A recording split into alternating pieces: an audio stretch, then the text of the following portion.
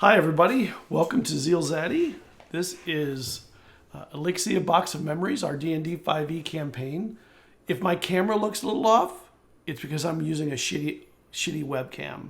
Because I'm trying to get a new one, because mine broke last week. For anyone who was watching and saw that the last hour of the episode, I was just in a box of black. So I didn't turn the lights off. My camera had died right in the middle of the stream. How weird. But that happens with cheap, junky consumer cameras. So trying to get something a little bit better, and I can't seem to find it available anywhere, the one I want. Maddening. The Elgato face cam. If any of you know where I can find it and actually get it, let me know. So this is Season 2, Episode 5, titled Livin' the Dream. We're all living the dream. Maybe. You can follow ZealZaddy on everywhere at ZealZaddy or /ZealZaddy. So that would be Twitter, Instagram, Facebook, Patreon, Discord. Well, not on Discord. Discord, we have a link below. And we have a link tree at linktree/ZealZaddy. We have 4 amazing players in here tonight that I'm going to let them recap a little. Last week was a little bit of a slow episode, I think. I rewatched it and I was thinking it was missing this little something. So I think I brought the little something tonight to make it fun. So let's bring them on and let's get some fun going. That little something is a Tarrasque. It's a Kraken. Let's go. A Tarrasque. You see big red scales. So let's start. And then you see nothing. Let's start with Tiffany tonight. Hi, I'm Tiffany. I play Cerridwen, Sagewynd. She goes by Twin. I'm the bard of this party. I also have my own campaign called Dungeon Damsels. This group's really great. We got a lot of good. I can't think of words. We have a lot of good synergy. Here we go. That's a good word. Going on. We like to build off each other. That's what makes us great. Let's go to Morgan with Ken. Me? Well, I feel special. What's up, everybody? I am Morgan with My Played Mondays, Professional Dungeon Masters for Hire. I have an amazing team that I work with. If you're looking for somebody to game for you on a regular, check us out. I have some very talented guys that can help you out with this. I also sell content on the DMs Guild and t-shirts on Amazon. Check us out. And finally, one last thing, I'm going to be releasing my first episode of a new podcast that I'm starting. It will come out on this next Monday, Heroes of Voxes. Stay tuned. You can check out more information on Twitter at MindFlayedMun. And I play Vesryn, and I'm so freaking excited to play with these amazing people. As Tiffany said, the synergy is incredible. So, yes, let's get this going. All right, Dillon, you're up. Hey guys, I'm Dillon. I play Eslov, the Dragonborne Barbarian. Nothing too much to write home about, other than I love this group. I love the players. We each have something unique we bring to the table. And I'm excited to see what Scott has in store for us. And you have a new mead to show off. I do actually. I picked this up today, and I just thought it's so fitting for my character. I can see it. There you go. That's okay. Yeah. Oh. Just the label, I guess. But this is called Dragon Hearts, and it's apple mead with cherry and raspberry. I think it's very fitting for Eslov since he drinks mead, and he does happen to be a dragon. It is. If you're ever in Eau Claire, Wisconsin, go to Stave and Hoop. That's where I got it, the liquor store. Man, so much promoting. Hope Scott doesn't mind the free shout-out I'm giving him. Not at all. I think it's cool. And Brandon. I'm Brandon. This group is all right. But Brandon, tell us, who do you play? I play an annoying half-elf. With Yes. no name. He's not one, pretty sure. He's our I don't know. our Count my dice third. right now. Yeah, you're our 3rd/5th level cleric. Did you get my message about that, Brandon, by the way? I got it on my way home. Yeah. Running late. I'm like, oh, I should probably update that at some point. Yeah. If you want, send me screenshots and I'll do it for you. I mean, I can just send you the PDF. That works. I'll do it for you. I got your back, brother. So, does anybody want to? Do you guys want to collectively do the recap? Sure. I think we were still separated last session, right? At the start, yeah. At the At the start. start. We Yes. were. There was remember- teleportation involved. Something about teleporting horses. That's all I remember. I came in a little late. Right.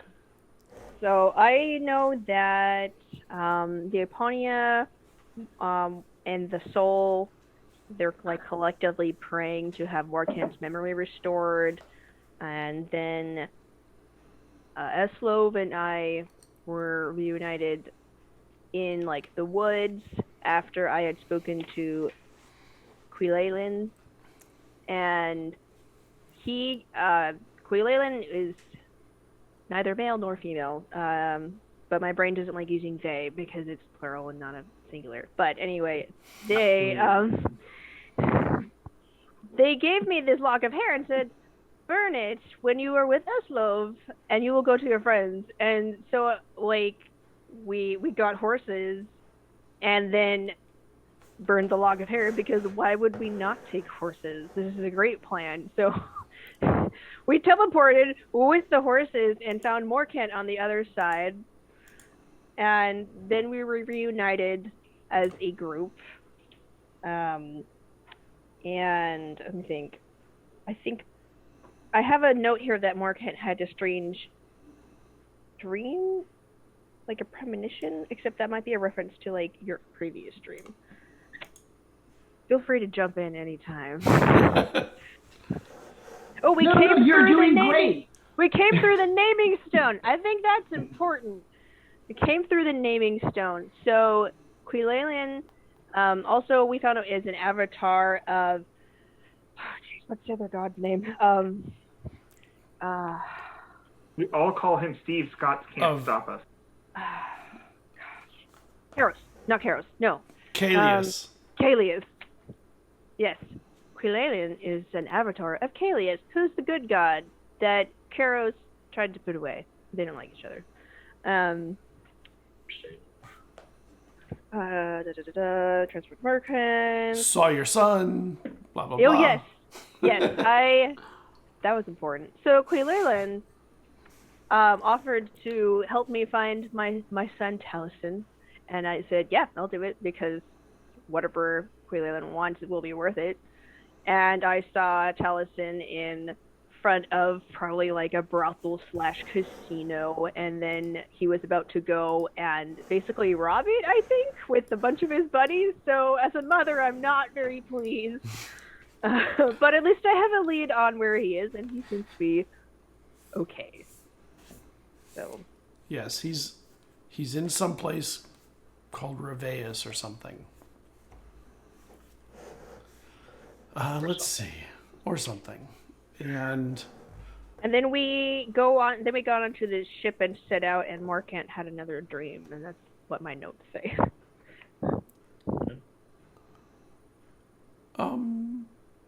He had deja vu on the ship. There we go. Deja vu. Not really the same thing as a dream. I just want to say I think this was a great group recap because, you know, every one of us added so much to this. Tiffany, I think you didn't add enough. So next time I think you should do a little bit more. But well, I'll try to take better notes. Hats off to Tiffany for You're carrying us through amazing. that recap. Yes, you definitely were the carrier on this one. You definitely carried all of us. Thank you. So I think we're ready to go. We are on the ship. Morcant with a little bit of deja vu, yes? Yes, finally back out on the open water. I sent the horses home, by the way. You didn't bring him on the ship with us? No, I sent word to Sarah and my sister to come pick him up. That's funny. I got a couple horses I need to come pick up. So I didn't need these. the way that we ended last session is important, which was you set sail on Captain Omari's ship. Her crew is working at at breakneck speed, getting the ship out. She wants to get sailing before the season turns quickly, because she has to go. She's sailing a little north first. So that was funny. Robosardi says, "Wait, stop the game. They don't have the horses on the ship." A reference to last week, which was a very funny one. I like we're going to get across the ship. And Vesryn and Morcant went in the room, and Morcant had like deja vu. Like the room looked familiar to him for some reason. And that's where we are. And the ship, and you can see Elixia fading into the horizon. And there you are, sailing out onto the sea. Eslov's enjoying the cool air that's getting colder. Finally. Yep. Too long. Too much summer. Do I notice Morcant, like any like strange look on his face when he has the deja vu? I mean, does he have like a momentary pause in front of me? I'm asking if I would notice it. Ask him. Well, Brandon, would I notice? I mean, do you feel like Morcant shows a lot of emotion all the time? No, but that's why I'm saying, like, if he's like all of a sudden like, whoa, like this seems weird, that would be something I would take note of versus regular. Morcant would broadcast that, you know? Okay. Like maybe if you were paying close attention to him, you might see him pause for a second. But I think that would be about it. Yeah. Yeah, Morcant wears his emotions on his sleeve, but on the sleeve of his shirt under his coat. Yeah, and the armor is on top of that. Yes. Yeah. So, back on the sea again, Morcant, eh? Yes. I'm starting to get used to this. Hopefully it'll be a bit smoother than our last voyage.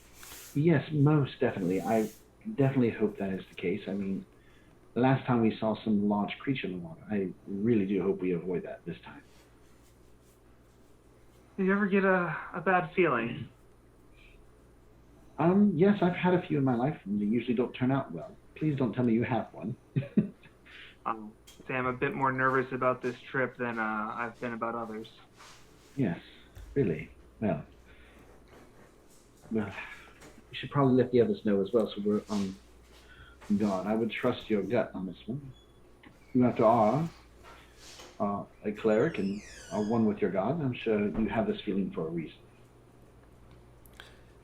And Eslov, you are called to the deck by the cabin steward, Betja. That's Betcha. his name. He basically waits on the officers and passengers. He gets a lot of teasing for that name. He does. It's Betje. And he comes down and says, Captain Omari would like to see you on the deck, if you don't mind. All right by me. And That probably would have been just meandering about. Yeah, it's you're familiar with the ship. You worked on it for a brief time. You enjoyed the camaraderie of the place. Funny. There's lots of funny comments in tonight's chat, and Robosardi is like on fire with them. So you get up there, and actually, when they come to ask you, you're probably getting your room together, and Cerridwen is probably deciding with you which hammock you get to have. Or arguing about who gets Both of you don't quite fit either of them, and Cerridwen definitely doesn't fit either of them. Yeah, she probably can't even like stand in the like cabin. No. Like If we tie into each other, one of us can sleep comfortably.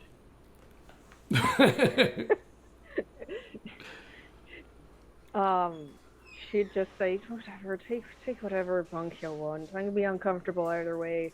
Might even sleep on the deck. Sitting there considering it, and then. I mean, that's what I was planning on sleeping under the stars of the moon. So. All right. And she'll just throw her stuff on the bottom hammock and to find a desk.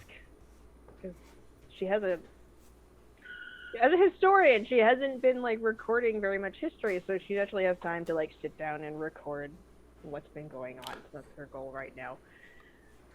Yes, and there is a small desk in here with an inkwell and quills.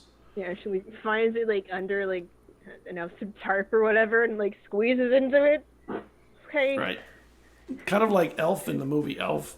Yeah. She's like a little kid table. I suppose this works. So, and then she has like, I want to say that she made like little writing exercises so Eslov could practice his Draconic. Oh, that's nice. Yeah, so she'll hand this when you get the chance, just run through these.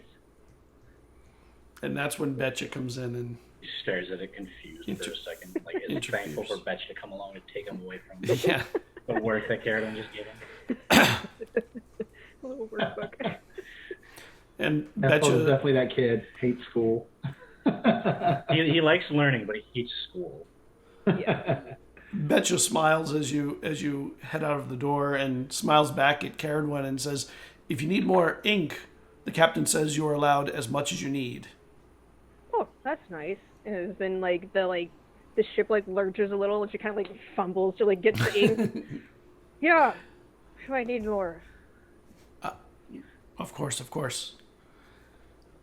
And you are brought up to the top deck, Eslov, and Captain Omari's up there with the first mate, you remember his name was Gurlane, and he's actually doing most of the commanding of the crew while the captain is, she's actually on the deck on the platform above the deck, sort of looking out and looking up. And as you're coming up,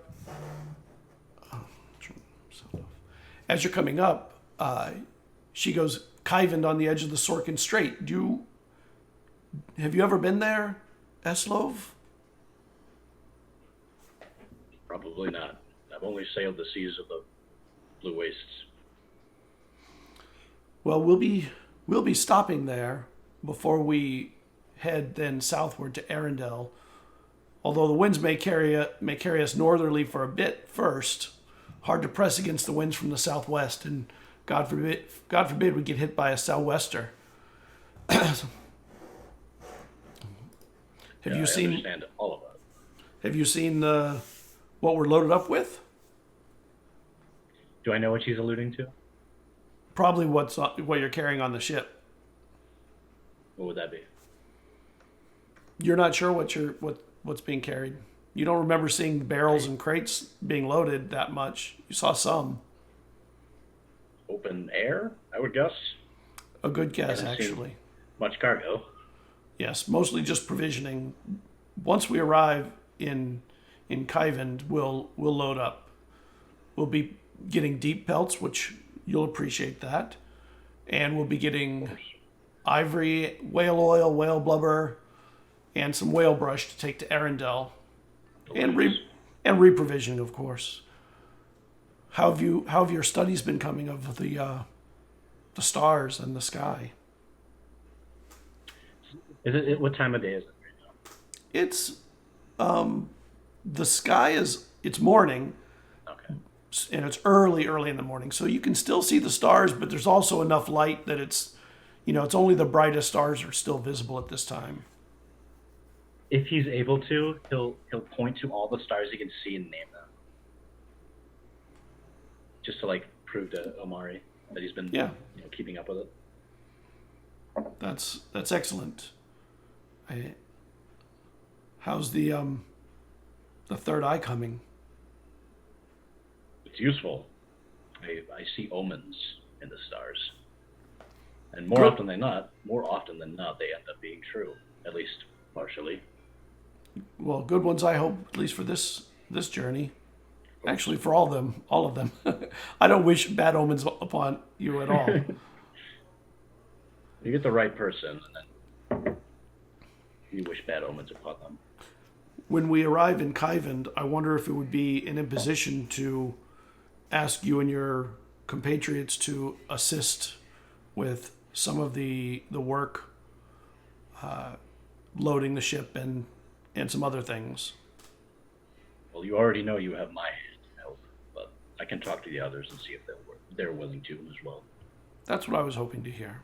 I think that it would be best if it came from you as a request from me. Give them an opportunity to think it over without me putting the pressure of myself being in front of them upon them. Let me think for my favorite captain. Well, you're The amazing. only one I know. Thank you.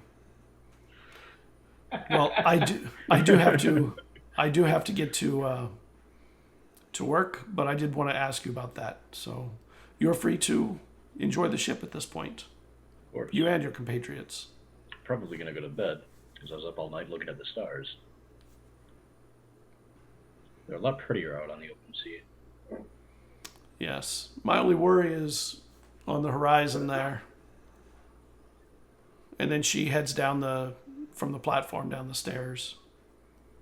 Like, does she want me to follow her? Or No, she said you're free to go okay. go about. What did she mean by that? What's on the horizon? You don't really see anything on the horizon. Just looks like sea. Maybe a cloud or two. Yeah, looks, he shrugs. And then he goes off to ask each other party member if they would like to help with Omari's request. Okay. Who are you asking first? Well, who's the closest? Who's on the top deck that Eslov can see? Vesryn, where are you at? Morcant, where? Well, I think you were in your rooms getting settled.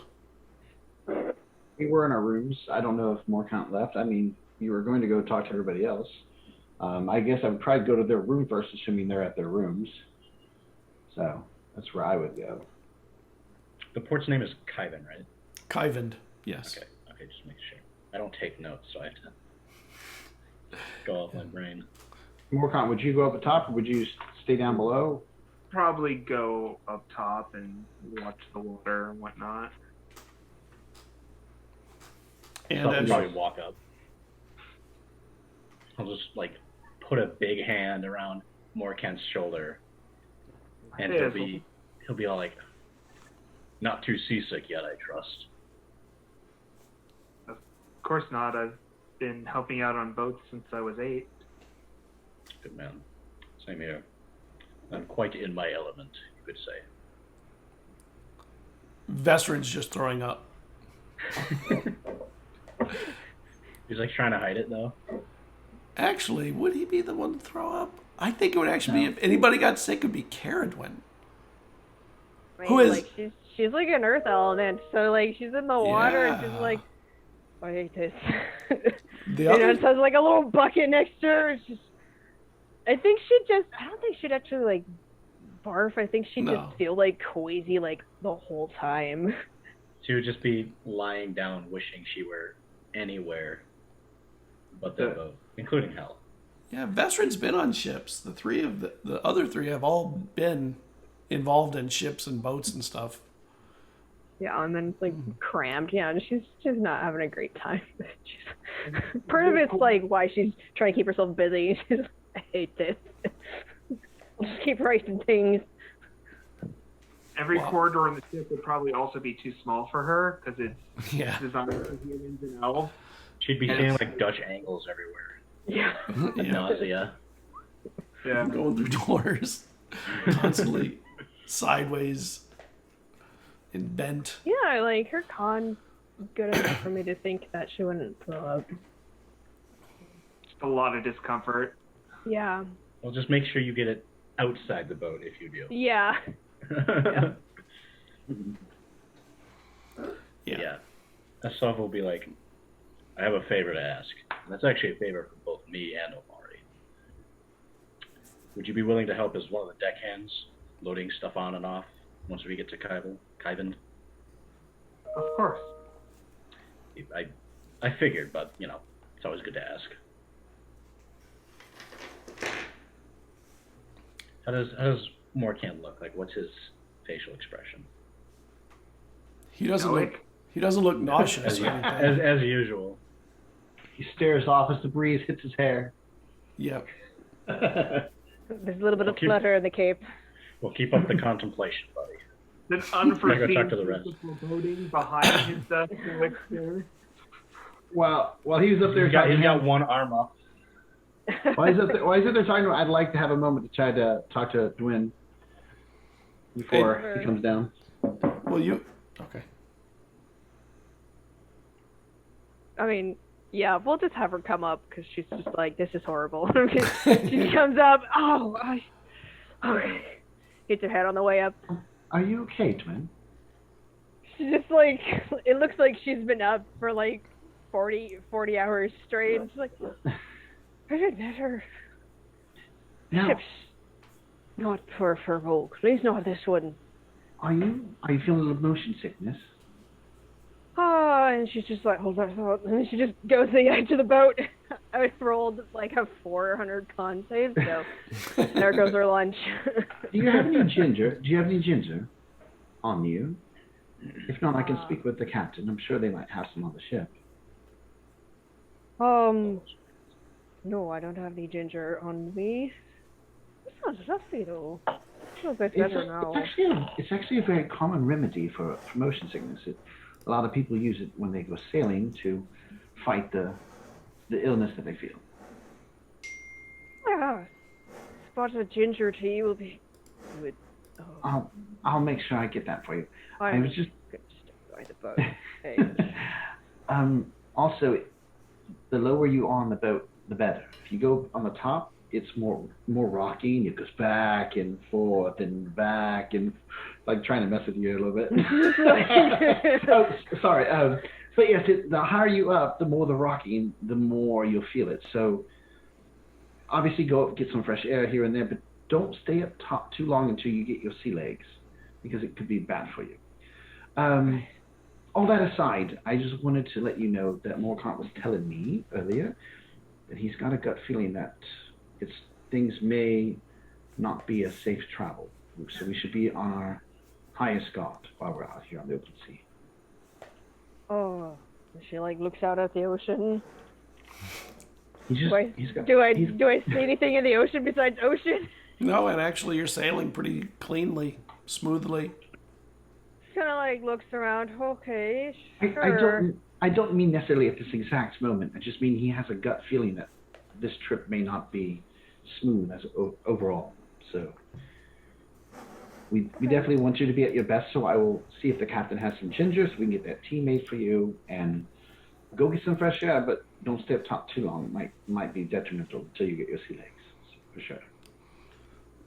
Yeah, I'll head. And Yeah, a little bit Eslov, better just with air. you see the two of them up on the deck that you couldn't find. Without. Sorry, go ahead. No, I'm saying that as you're probably coming up. Are you doing okay? Yeah, as you would say that, Eslov, not knowing about Cerridwen's current condition, would come up and slap you both on the back. Eslov. Oh my god. I'm sorry, Cerridwen.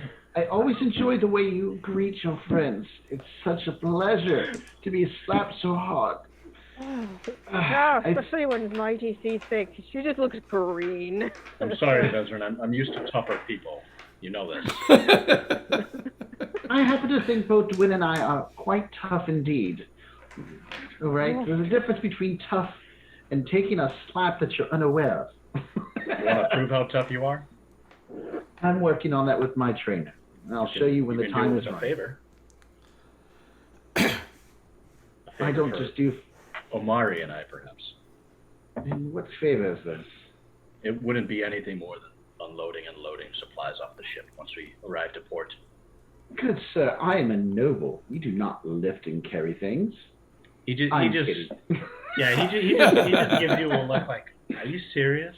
And as soon as you do that, that's when I'm like, I'm just kidding. Of course I have no problem pulling my own weight on this ship.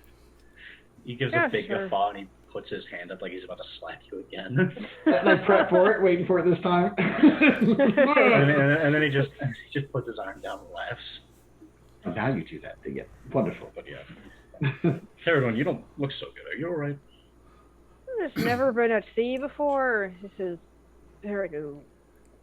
Just kind of like rocking with the ship a little bit.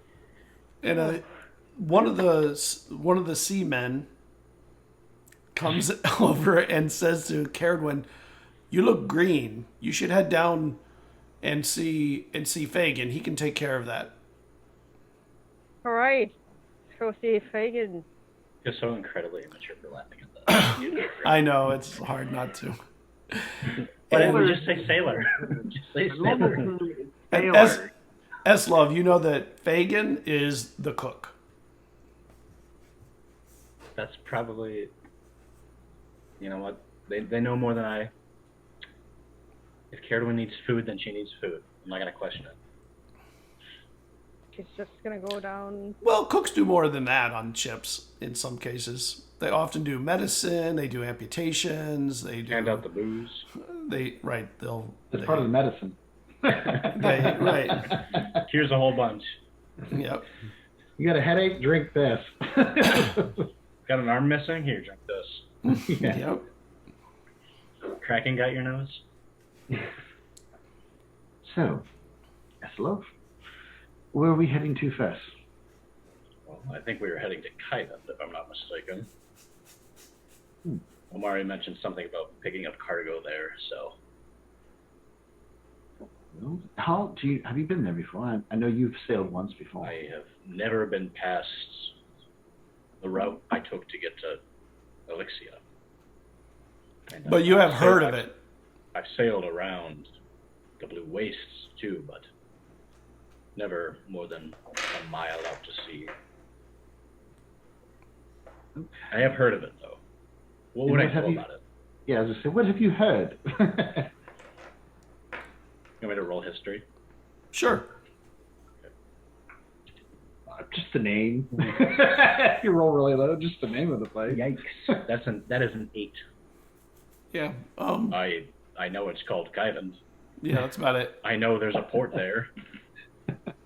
I know We we're sure? going there. Are you sure there's a port there? I mean, Not exactly, but one can guess. Yes. Have you seen my trainer? I was going to find her and see what today's tasks are. You keep talking about this trainer, and I Perhaps have not met them. Perhaps you'd like to come and train with us. Maybe you can teach her a thing or two, or maybe she might teach you a thing or two. Who knows? Well, I doubt that. Well, I will say her methods you'd probably enjoy. Are you okay, my good friend? Wrong too. Give him a moment. And seeing Eslov cough, I smack him hard on the back.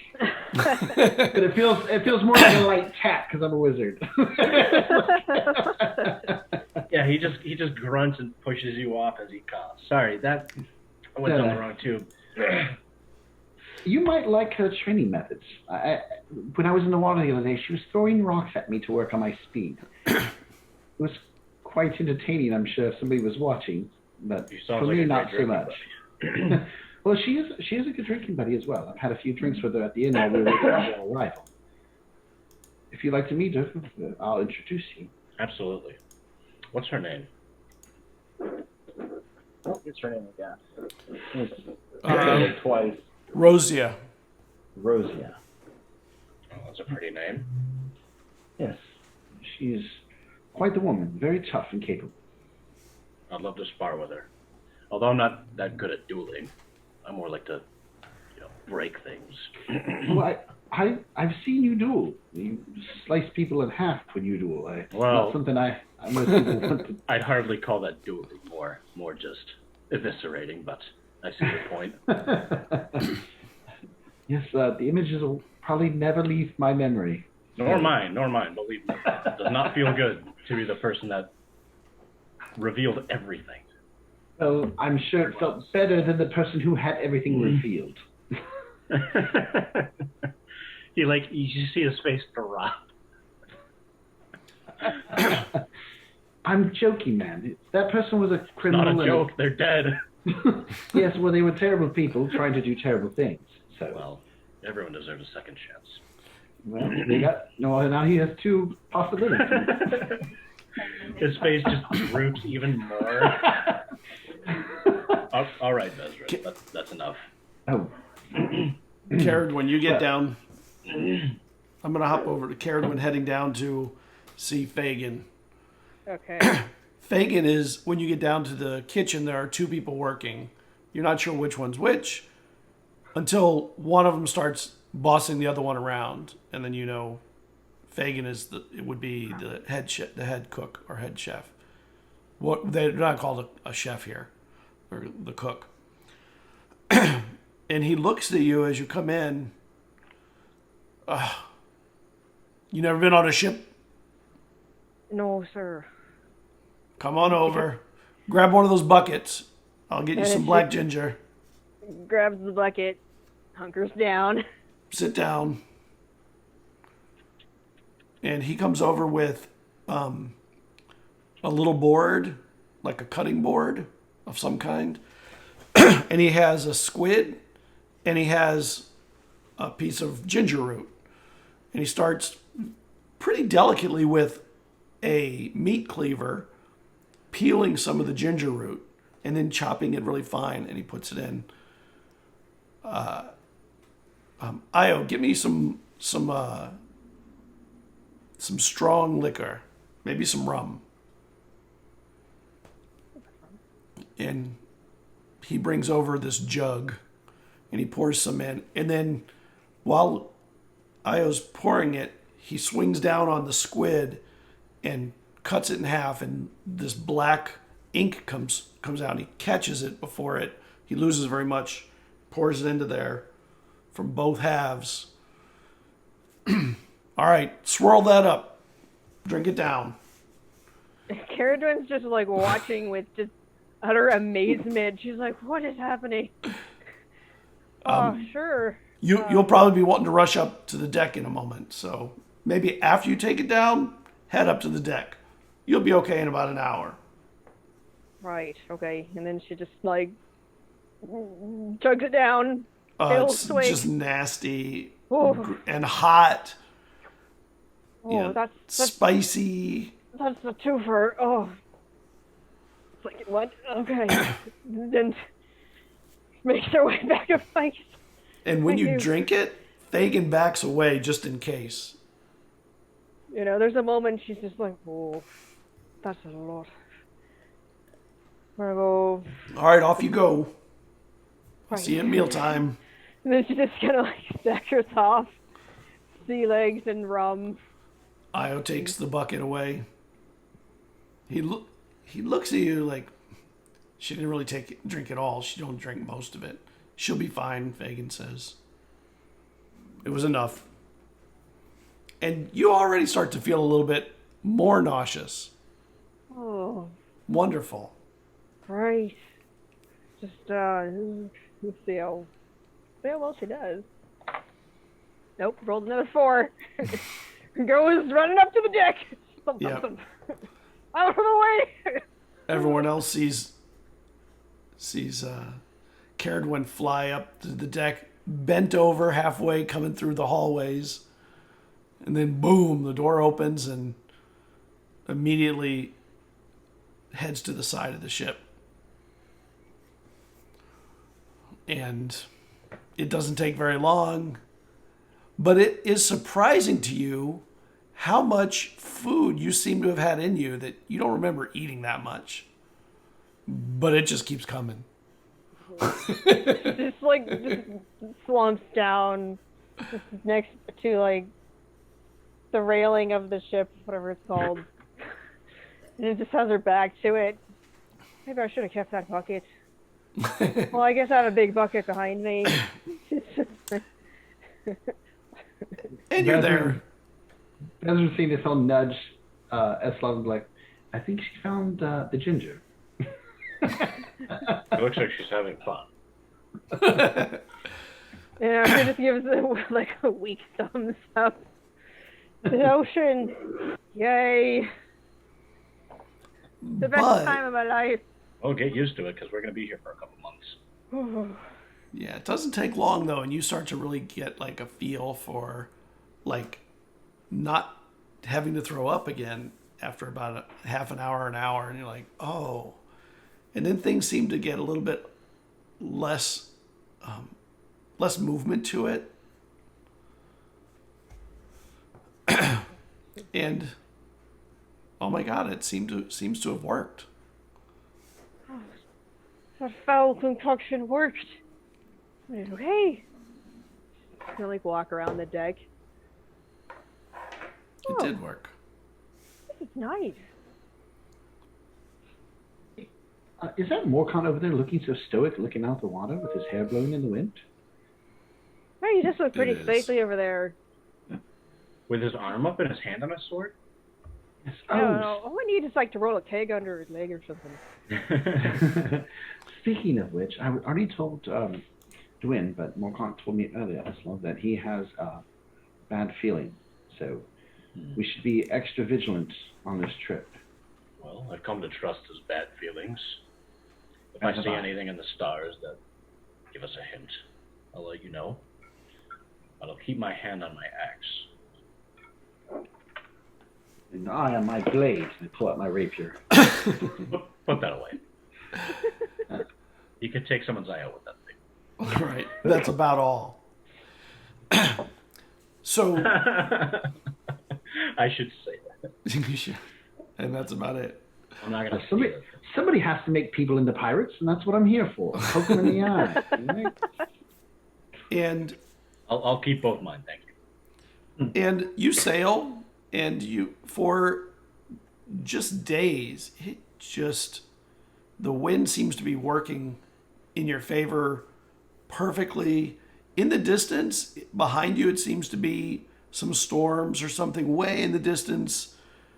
And then it's another week, and then 3 weeks of spending time on the ship, doing all the stuff that you want to do. Morgan feels, after all this time, like he really has some capabilities now with the sword that he didn't feel he had quite mastered when you left. And your trainer is even starting to kind of let you practice with real weapons against her again, and giving you some begrudging respect for your ability to at least defend yourself well enough that you could get into a fight with a sword, and she feels you'd be not just completely incompetent. So, And so you guys have a little time. What do you want to work on before you arrive in Coventry? I would Well- just training with swords. That's all I'm really doing. I'm just practicing. Showing off for Eslov. showing off the skill or lack thereof. Cerridwen would be doing a mix of recording specifically her adventures with this group, as they're like having a large effect on the island itself. Yeah. She'd also be working with Eslov on his Draconic. I did actually write out our names in Draconic according to the text. I might be able to get. Hang on, let me turn off. Is it the? It may or may not be an alphabet that I'm familiar with, because I did do some writing in Draconic, a different campaign. Background none. So you can see. Ta-da! It's backwards, but anyway, I thought that was kind of fun. Oh yeah, I recognize it. Cool. Yeah. That's like Forward the for us. Draconic. That's like the Draconic alphabet. I love that. Yeah, it looks really nice. And then, the Viscount also basically kind of asked her to like give Vesryn history lessons. So that's what she's gonna do. She's gonna pull out the history books and say, "Time for you to learn about history." Luckily with Vesryn, you don't actually have to sit down with him. You can just hand me the books, and when I'm not training, I'll be reading those books. She would do like she would sit down for like a few minutes and just explain like what books were what. But then after you were like, yeah, I could just read them on my own. She'd be like, oh, good. Like, hand them to you. On the island of Elixia, there's a lot of history that is passed down orally too. It's not just written. Because the writing doesn't describe the feelings and mood or the zeitgeist of what's happening too. So even though you get the books, I mean, bards do more than just write. They make the stories exciting and interesting, and they bring the truth of the emotions that are not really available in words, written words. After I read it, please then tell me the wonderful stories about it. But Vesryn likes to read. He likes to, he's the wizard. He likes to study things like that way, and then the emotions can come next. Besides, she's got her hands full. She's teaching this one how to read and write, and she's writing our adventures down for her next novel. So she does find joy in like doing her like music and song. So at night you would probably at night when like people are just hanging out and having dinner, she'd bring out her crwth and start playing and reciting some of the like bardic prose or kind of like epic poems to orally give the history that way. What instruments do you play? She plays the crwth, which is like a violin. She plays the penny whistle, and she plays the dulcimer. Vesryn would be interested in learning the dulcimer. Okay, yeah, she can show him how to do that.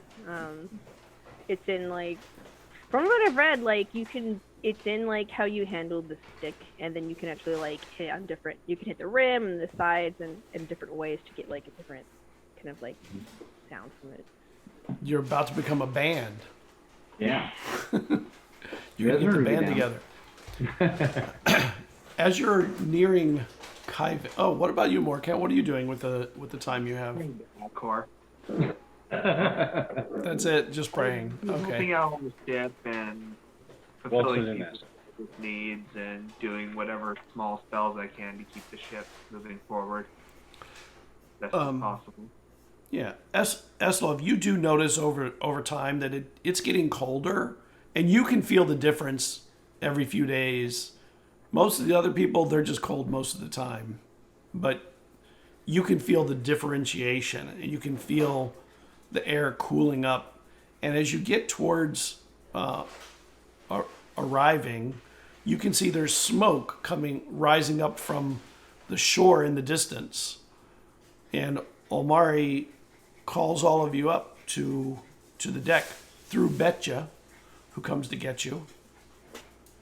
By the way, for the past 3 weeks or 4 weeks or whatever, as much as possible, Eslov has been spending time with Omari, looking at the stars, and Excellent. Also with Morgan's trainer, who would no doubt be kicking Eslov's ass. Yeah, mostly, yeah. But you can see that there's a palpable difference in his ability to fight with a blade. Still no match for Eslov, though. So. No. I mean, it'd be a swing and a cleave, probably, because that's how you. Not yet. You do it. We'll see when you get there, Magic Man. You shall see. So, See if you get there. from the distance, as the ship slows and starts getting closer, make me a perception check, Eslov. All right. That is going to be 21. You smell the smell of rending of the blubber, where they're extracting the oil, and you've smelled that before when you were on the ship last time. And he loves that smell. Yeah, and it's potent, and it gets on everything for a while. The smell gets on everything? Yeah, when you get close to it, the smoke, it's like cigarette smoking, like it gets the smell onto everything for a while unless it's cleaned He likes up the really smell well. until it's all he smells. But Yeah. Is he able to figure out where it's coming from, or is it just coming from the shore? Well, from the shore, you can see there's smoke rising from the rending pots, and Omari says, we are probably going to have to do this pretty quickly. The storm that's been chasing us, it's accelerating, and I don't really want to be here very long.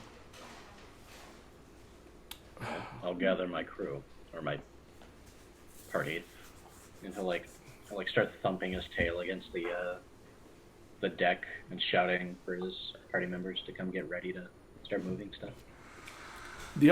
All the rest of the crew, they obviously have roles to do on the ship, and they're super busy.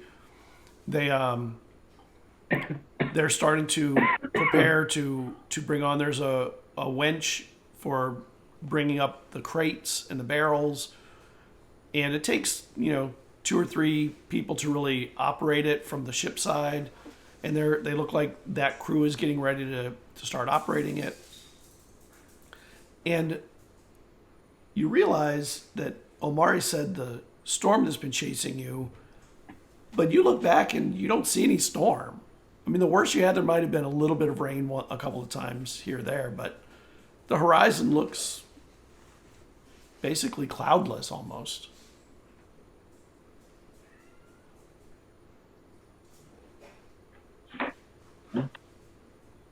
So what are we going to be doing up here? Oh, we need to bring things off. Or... Is there boxes that people are moving to take off, or are they just moving boxes on? They're going to move boxes, crates and barrels onto the ship. Nothing's coming off. Yeah, so I'll just be like, just get ready to move stuff on. Get those stretches Right, in now, fine. because you will pull something. Right. Yeah, stretching. It's just a matter of if you want 1 muscle pulled or 2 muscle pulled. I've had no muscles to be pulled. Is that possible as well? Well, maybe if you get a helping hand. I mean, once I do training with Yes, my, we know about your training. she's going to take advantage if I have a pulled muscle and really mess me up. So I'd rather not pull a muscle. And Omari comes down off the platform where the wheel is to come and see the 4 of you. Eslov, I've been thinking about it. I think I'd like to take you to meet the dockmaster with myself and Bavis. That's the second mate. And if you don't mind, the 3 of you, I think it would be good if Vesryn and Morcant, if you did some work on the beachhead. That's where they'll be preparing the barrels. Gurlane will guide you in what you need to do. It's probably an easier job than you would think, but you'll learn a lot about other people's natures. And Cerridwen, these boxes are really big and heavy, and so are the barrels, and it would be of tremendous assistance in speeding the process if you could help with the winch. Oh, say no more. I can run a winch. Spectacular. We are a little short-handed. Once we get to Arendelle, I'll finish crewing up. But it would be, I'm very grateful for all the assistance that you'll be giving today. Where is Gurlane? What? Where's Gurlane? You said Gurlane would show us where to head. Where can we Yeah. find him? Or her. I don't know. Gurlane is commanding the crew right now on the deck. Omari commands the officers command the crew, generally. And I mean, you haven't arrived at the dock yet, so you're not quite there.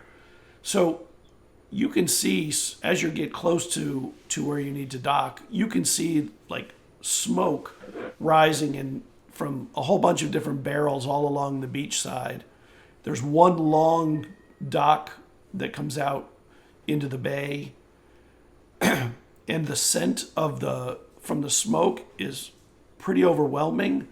But beyond that, you can also smell just the death of, there's dead animals up there, and you smell that too. There's a little bit of rancidity, but that's where you are. That smells awful. What in the name of the gods is that? And Omari goes, burning. there's a storm that's chasing us, and I'd like to stay ahead of it if possible. This is going to hold us up for a day, so if we can get this done in a day rather than let it carry over to tomorrow, that would be very beneficial. And go See on. any like dead animals around, or do we just smell them? You can smell them. You're not really to the dock, and the dock's really long. Okay. But you know that in places like where they are rending whale fat, there's probably whale carcasses or something up on the beaches or something. Yeah, okay. And they are dealt with slowly and smellily. And you arrive, and several people hop off the ship, start pulling ropes and tying down the ship. And Omari calls to you, Eslov. He says, Eslov, Bavis, we need to go. And as the ship finally gets finished tying down, and they drop the plank for leaving, you see there's this dwarf on the dock waiting for the ship. Red hair, a little bit on the... He's wearing red, or she, but you're not really sure that she's wearing red or that it's red from blood, but it's blood red. It is a her, by the way. Her beard is orange with white streaks in it. How does Eslov know that? I'm not sure that you would, but Cerridwen probably would, having met the few dwarves that are on Elixia. Yeah, I don't think Eslov has he ever seen a dwarf before? He's seeing halflings. Has he seen a dwarf? You have not. Okay, so he's gonna assume that's a halfling. A really wide...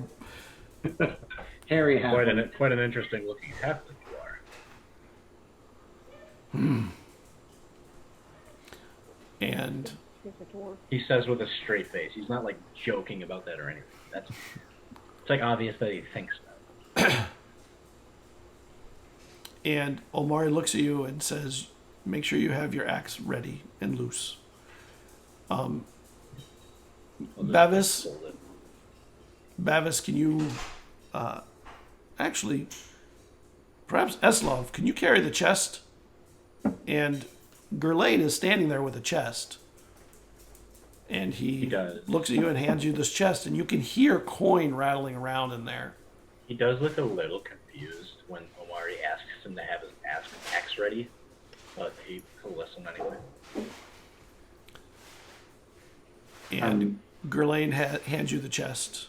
Yeah, I'll take And it. you can hear the coin in it, And Are we all around for this? Are we all standing by them as this is happening? you can see them stepping off the ship, and you hear Omari go speak to this dwarf. Master Namid, it's been too long. And then she goes over and sort of uncomfortably gives him a hug. And the dwarf kind of hugs back a little bit. You're the only one I wish to speak to, since you have the purse, and you realize that the dwarf is looking at you, Eslov. And Bavis and Omari laugh. What did I do? You're just being looked at by him, like underneath this hug. By a very furry halfling. Yes, by a maybe furry halfling. He did make that comment earlier out loud, by the way. Probably within earshot of the dwarf. And Omari says, Namid, when we get back, can we speak in private for a few minutes? The Sou'westers worry me. And, of course, we can negotiate a little. I can't give everything away or my crew will skin me like the carcasses on your beach. And the dwarf once again harumphs. And turns and starts walking down the dock. When that happens, Gurlane comes over to you, Vesryn and Morcant. Says, all right, here's what's going to happen on the beaches. You can see they're rending the fat, and they're also cutting up some of the meat and the blubber to go in the barrels. Because it's beachside, they're going to try and give us sand and stones inside of there instead of the valuable product. So if you can, keep an eye on that and keep that in check.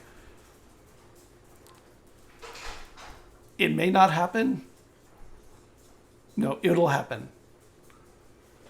So, easiest job ever, right? Just keep an eye on the barrels and check what's inside before they get sealed. Do our best. Right, Morcant? Of course. And You should head over there. And a person, Cerridwen, that you've met once or twice on this ship, who's the bosun.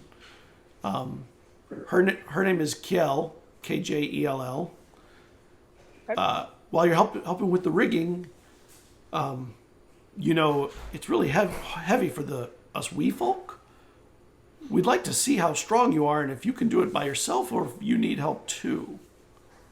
Sure, I can give it a go.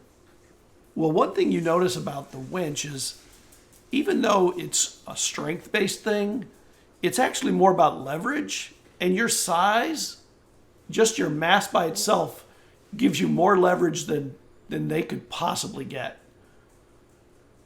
And you're right. You just have height and size, and you can bring leverage down and really move that thing without a whole lot of real effort. And the moment you do a test, they all start smiling at each other, the three of them that normally operate it. And they just, like, hoping you don't notice, nod to each other. And yeah, I can probably do it on my own. And Kjell goes, excellent. We'll help get the barrels to the wench, and then the two of them they'll help get it down into the hold. It's going to be amazing to have somebody with your size on the ship doing this. While you're looking, handy. While you're looking and you're like moving the wench around, you realize that there actually is a little bit of a storm in the distance now that you had not seen before, and Omari said there was one following you or chasing you, and there it is. There's a storm. Way in the distance, just on the horizon, some clouds. Does it just seem like a normal storm to me? Of course, it's a sea storm. She's like, storm, check. Doesn't think about it anymore. Well, one thing you were told is that Omari, or actually I think you even knew it, is very prescient and can kind of see things coming. Oh, okay. So when she says there's a storm, there's a storm. Even if no one can see it. Point to Omari. Yeah. And Eslov, you and Omari head down to the dock. The dwarf kind of looks up at you a couple times. That doesn't sound heavy enough, and then looks back at Omari and It like takes a minute. Bavis. And maybe you just don't know how strong I am. And at the end of the dock, there's not a whole lot of buildings. Actually, the town itself has about 20 buildings, but there are about 50 or 60 tents wrapped all around the beach and the few buildings that are there. And you, Eslov, know that a lot of the people who live in tents probably are relatively transient. They may arrive for a season and then move on, which is something that you guys would do nomadically. There are also a couple of boats here. There's a couple of fishing boats, and there's one whaling boat at the near the end of the dock. You guys are at the end, and you're the biggest ship here. And you get to one of the buildings, and the dwarf Namid goes, Omari, we can speak in here if you'd like. The two of you can have a drink if you'd like. I mean, you can pay for a drink if you'd like at the bar. And Bavis just shakes his head, sits down. So what do you think of this town? It's a little smelly, right? I prefer the smell of rendering whale fat. It's a preference. It's rather tasty for me. I eat it raw, so. But this is... And then Bavis realizes that he's out of his depth and trying to understand it. You know, if you're interested in work, now or down the road, you know, Captain Omari would consider you. You know that, right? Of course, I've worked with her before, and she seems to enjoy my company. And a bartender comes up, a human. Get you something? Yes, mead, please. Don't have no mead. He excuse me? Yeah, he gives that kind of look at the bartender. And what do you have? Well, we have kelp wine and oyster root ale. And What does Bavis the house recommend? one of each. Try them out. Sure. Just a little bit, though. And the kelp wine, when it's being poured, you can see it's a green wine. That in and of itself is a little ew. You're not even much of a plant eater in the first place. And then Like a dark green or is it a light green? oh no, it's more like a slime green, like a Nickelodeon kind of slime green. Like a neon green. Gross. Yeah, slightly neonish. That's disgusting. And the oyster root ale is like you can smell it's like an ale when it's being poured from the barrel, but it's like a gray. And he brings them over to you. What about you, Bavis? Oh, none for me. I look at Bavis to try and gauge their emotions. And he puts his hand on your back and says, everybody's got to try something. Try these things at some point in their life. Am I gonna regret this? Oh, yes. Oh well. Then he just goes for it. Which one first? He'll try the oyster root ale first because he likes oysters. Maybe this will be good. Yeah, and it has I'm guessing it just tastes like clam juice. It tastes a little like clam juice, but pretty strong. Like liquor-wise, it has a lot of alcohol to it. I'll taste it. Not awful. Not as good as mead, but not awful. And the bartender smiles. Then the kelp wine. He'll try that, and he'll probably spit it out. It tastes a lot like most of the plant stuff you've eaten, but with alcohol mixed into it. So it's sort of like a salad with alcohol. Yeah, either he... And maybe a little sweet and salty. Either he'll try and drink it and keep it down and keep like a smiling face on through the disgust, or he'll just spit it out. Maybe roll. And Bavis says, Lenart, maybe you have a bucket. This doesn't look good. Yeah, he'll keep it in, Okay. and he'll very obviously fake an emotion of, yeah, I like this. Yeah, good. Ugh. And suddenly, from the few people that are in here, there's like 5 or 6, you hear clapping. and a little bit of hooting and hollering. Like, looks Did around. it, did it. And some of them come up to you and they like pat you on the back. Nice going. You kept it down. You can handle your juice. Do I get real liquor now? Oh, it is liquor. And Lennart says that's all we have. Okay. I'll take more of the oyster root then. And Lennart says I'll have an oyster root ale. And he like closes his eyes with a slightly disgusted look.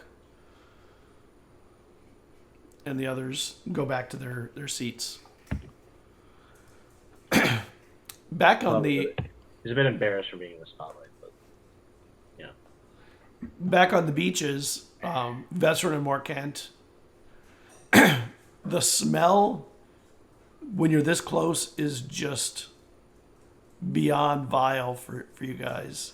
It is probably the most disgusting smell you've had. Just there's flesh rotting, there's oil being rendered from the fat and the blubber, and there's somebody with a big, like an oar, squishing blubber into what you think might be ocean water or something like that. Mm-hmm. And then somebody is then dumping with a spoon that's like an oar size, what you think might be salt into it. So that it looks like they're brining it. Interesting. And it looks gross. It smells gross. Make me perception checks, both of you. I'd like to say something when we're walking up, though. I don't know. Before we start taking their things, I would tell them, whoever is packing our stuff. There's I tons feel- of people. You don't even know who is. Well, I'll make this as an announcement that we are inspecting every barrel that's going on this ship. Any barrel sealed before we check it will not be accepted. If you're honest as I've been told, then there should be no issue with this. And any barrel that we inspect, I will use prestidigitation to put a mark on it, so we know that it's been checked. Okay. And this is to try to prevent anybody from scamming us.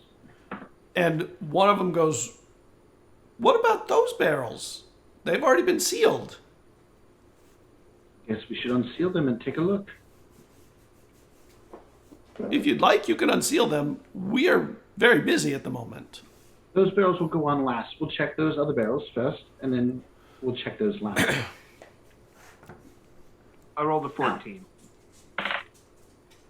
Natural 14. Perception? 18. Yes. And as you're walking around, you get this feeling that you're being watched by everybody on the beach. And then a young girl, maybe 10 or 12, she comes over and goes, "Would you like to taste some of the fat?" And she takes your hand, Vesryn, and walks Yeah. you to one of the barrels they're putting the I say brine. no. No, thank you. Perhaps another time. I'm here to do a job. Thank you. Goodbye. How will you know if it's quality fat and quality Right. meat? And I'm ignoring her at this point. I'm looking around because I don't trust her. Make me a perception check. Brandon, you can make Natural one too. 18. So That's a number. 22. Hell yeah. Ooh, my new spot. Only a +4. And Morcant? Oh, roll another one. Yep. 22. Nice. We both got 22. So the two of you, some point in this come taste the fat spiel, you kind of side-eye somebody dumping what you think is, instead of salt, sand. I mean, it's out over like a distance away on the beach, but that's what you think you see.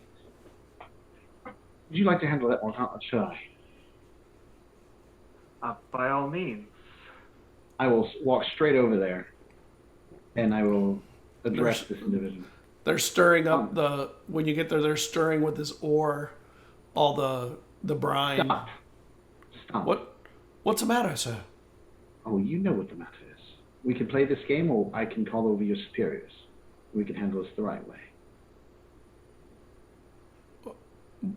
Superiors? Or I can find somebody to bring you to deal with what you just did. Whoever's in charge here, I can get a hold of them and let them know what you're doing. Or you can just come clean with me now, and we resolve this, you and I, here and now. Your call. And resolve it? You mean we have to fight? Oh, we could, but I assure you, you will not win. Or we could just resolve this by you fixing what you've done and not give us this shit. Salt. I put salt in the barrel.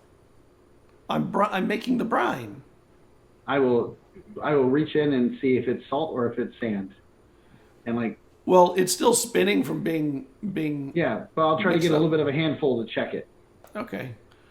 And you realize that it's like a golden color rather than white. The salt that's and in there.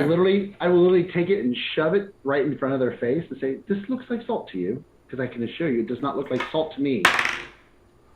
Oh, I must have missed when I was scooping. Oh, did you now? Did you? My apologies, sir. It must have been a mistake. My apologies. And with that, I will just to show that like I'm trying to be intimidating. I'm not trying to hurt them. I will like light up a ball of fire in my hand. Next time, do what's right. Don't make a mistake. And I make sure anybody else around who might be thinking of doing the same thing sees it as well.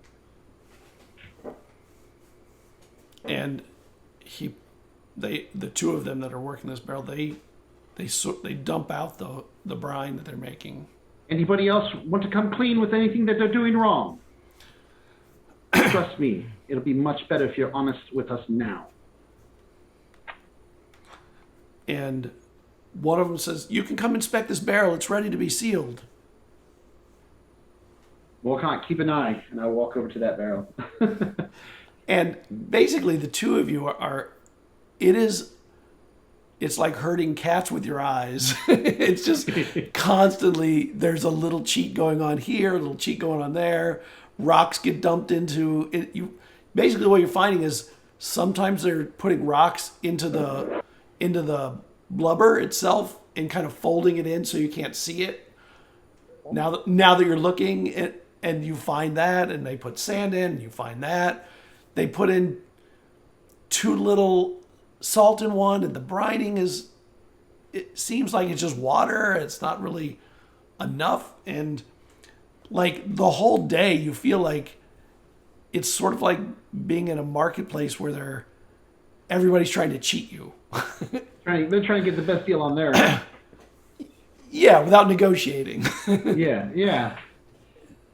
Well, I mean, Vesryn understands this on a level of like capitalism, but since he's working for this crew and was told to be, that's why he's being this type of way. Like, we're not dealing with none of this bullshit. Morcant, make me a perception check. We're being very perceptive today. Well, I mean, you guys are using your eyes everywhere. 25. As you're walking, you see a couple of the people. They kind of cower from you, but not Vesryn. Oh no, a priest.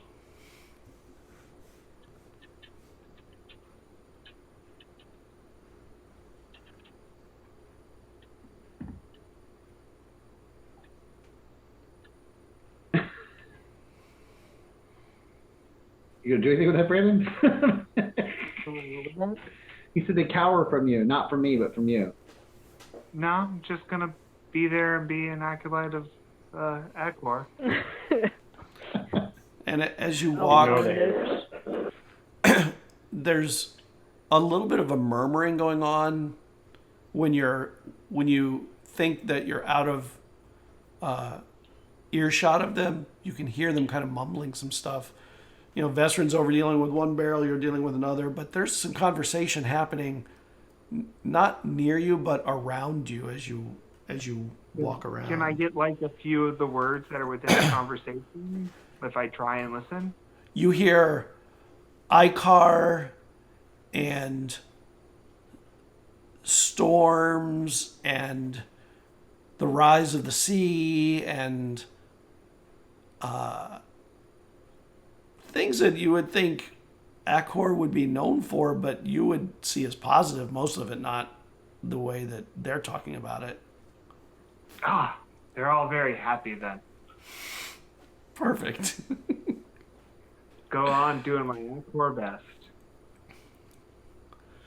Yeah, and when you come by, they will, as much as they can, evidence to you that there's no cheating going on in their barrels. All right. I don't know how I became a supervisor of this operation, but let's go. You're the perfect supervisor. They're scared of Acor. That's probably why I'm already put you there. Probably. And as you walk around, it takes a few hours to get around everybody and see everything, but Vesryn, you start to feel like when Morcant comes around, the demeanor and the cheating comes to a dead halt. Like, that's it. But only when he gets close to the people, to the individuals, and they spend a few moments around his, in his presence. I would talk to him on the side occasionally, just say, hey, like, those individuals over there seem to be the ones that are causing the most, the ones that we found to be causing the most problems, for him to keep a closest eye on them and, inspect them on a regular to reduce, because obviously there's probably some people that do it more than others, and those are the ones that I would sick Morcant on. Go get them, Morcant. Go over there and get those guys. Yeah, once or twice when Morcant comes over, they apologize. They're like, "We're sorry. We're so sorry. You are a cleric of Icar. We're so sorry for what we did." And they pour it all out, and they start again, and they kind of hide their eyes from. It seems lower than just your face, like almost bowing below, like your chest level when you come close. I love this look on Morcant. Quite awkward. I can imagine Morcant just going, okay.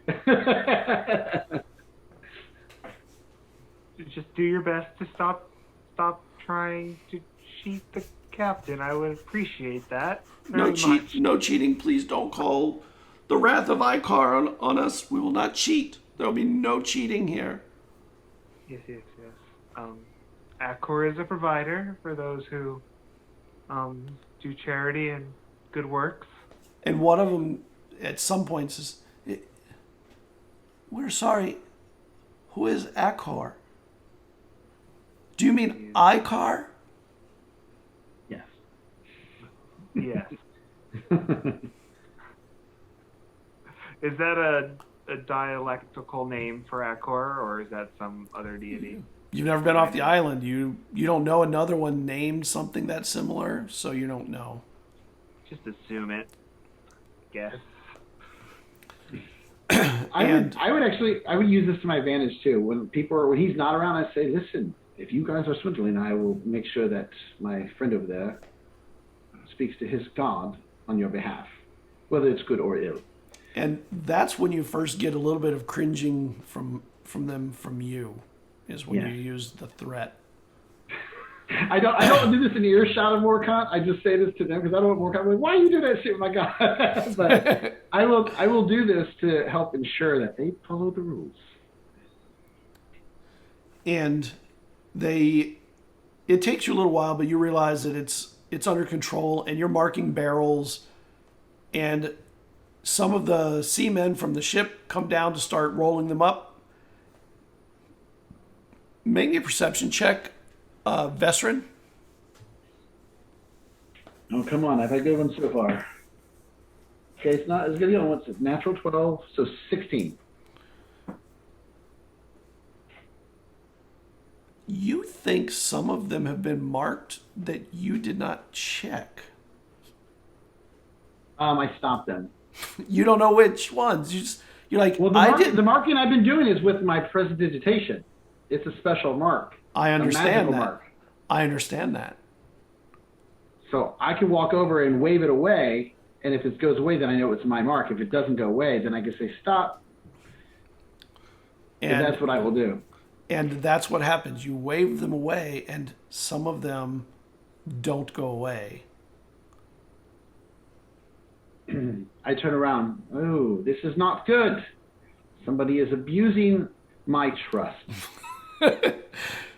While you're thinking about what happened there, I'm going to cut over to Cerridwen. Cerridwen, barrels start coming. And it seems like no big deal at first. But the barrels, they're heavier than the test. And, I mean, your leverage is definitely like your power. And it's sort of like when you go to, say, lift weights, you know, the first rep, no big deal. Second rep, I can feel a little bit. By the third or fourth rep, you're like, fuck, my arms are killing me here. Shit. Yeah. What is going on with these barrels? She's gonna like. And make me a perception check. Land. They start coming down a little harder into the hold, and you hear people, oh, too hard, too hard. She's gonna like. She's gonna inspect the barrel. Why are these getting heavier? And then she'll just, can I just open the barrel? They're sealed. You'd have to break the seal open. She's just gonna like, I think she'd just break it. I think she'd just punch it and break it open. Okay. And you open one of the barrels, and you know, some of them have blubber, some are completely filled with oil. And the oil ones seem to be heavier. Did we order oil? Oil? Yeah, you did. It's whale oil. It's used in lamps. Right. Just gonna like put the lid back on. Maybe someone knows mending. And you put it down there, and someone's like, oh, we got to fix this one. But it's not a big deal. And then occasionally you get one that seems super light. It's like, whoa, that's the one I liked. That's a lot easier. And that one has sound. It doesn't feel or move like liquid. It sounds like something rattling around in there. An animal. But like, I'll just shake it. It makes noise like rattling things in there. Like grain or... No, more like sticks or something. Sticks. Did we order sticks? No, that's the ivory. Oh, okay. Just put it... Or it could be the whale brushes. She's just like, okay, and then just put it to the side. Hope we ordered more whale brushes. It's a lot easier to hold. And after a while, you realize that it's not that they're getting heavier so much, is that you're getting actually a little worn out. And they see it, and they start coming to help. And suddenly, it's not just you, it's you and another. And then as the day goes on, it's you and another and another. So, like, there's two others and you, and it gets easier. Yeah. She, like, at one point, at the end of the day, she's just, like, grabbing on and just, like, pulling it down with her body weight instead of like with her arms, so she's actually just kind of like squatting to the ground and then standing up. And for a while, the arms would just be tired. And this goes on through the day as they're moving the barrels. Back at the bar, Omari opens the door and says to you two, Bavis, please pay the note here. Eslov, please watch the door. Come on in, both of you. And Omari is handing a paper of some kind to Bavis. And he looks at the note. Yes, Captain. And you go in the room, And Omari closes the door. The door is wooden and it's kind of old and ratty. There's splinters and there's a few holes in it, you notice. And you put the little chest down, and he turns it to make sure that the dwarf can't see into the chest. And he stares at the dwarf for a moment, who is trying to kind of peek around the edges. And he reaches in and he starts counting out the coin. And Omari is there just kind of watching the transaction. And you can hear the coins being, the transaction being done. And while you're there, you see this eyeball looking in one of the holes. Eslov. And then as you do, you feel like a little claw of some kind scratch at your hand, and then like you feel like teeth try and bite. Not big teeth, like teeth of a animal, small animal. Is it a rat? Oh, no. That's Drac, our cat. One of our cats. He hisses at everything. He kills everything smaller than him. Good to have around. Even a few things bigger than him on occasion. There are a few cats on Elixia. Probably. So you've probably seen a few.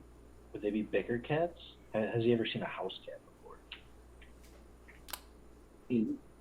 I'm thinking the cities, right? Yeah, there are cats there.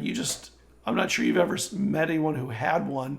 You've probably seen a few in the wild more than... He's probably a little afraid of it. Or I guess timid would be the right word. And the thing hisses and keeps like batting at your hand. And you realize for a moment it may be playing? You're not sure. But biting and scratching is part of the play. Well, it doesn't really get past him because his skin is thick, but yeah, if it's hissing, if its ears are back and its tail is up, he's probably not going to bother it. Yeah, and when you pull your hand out, its paw comes through the hole and tries to scratch at you.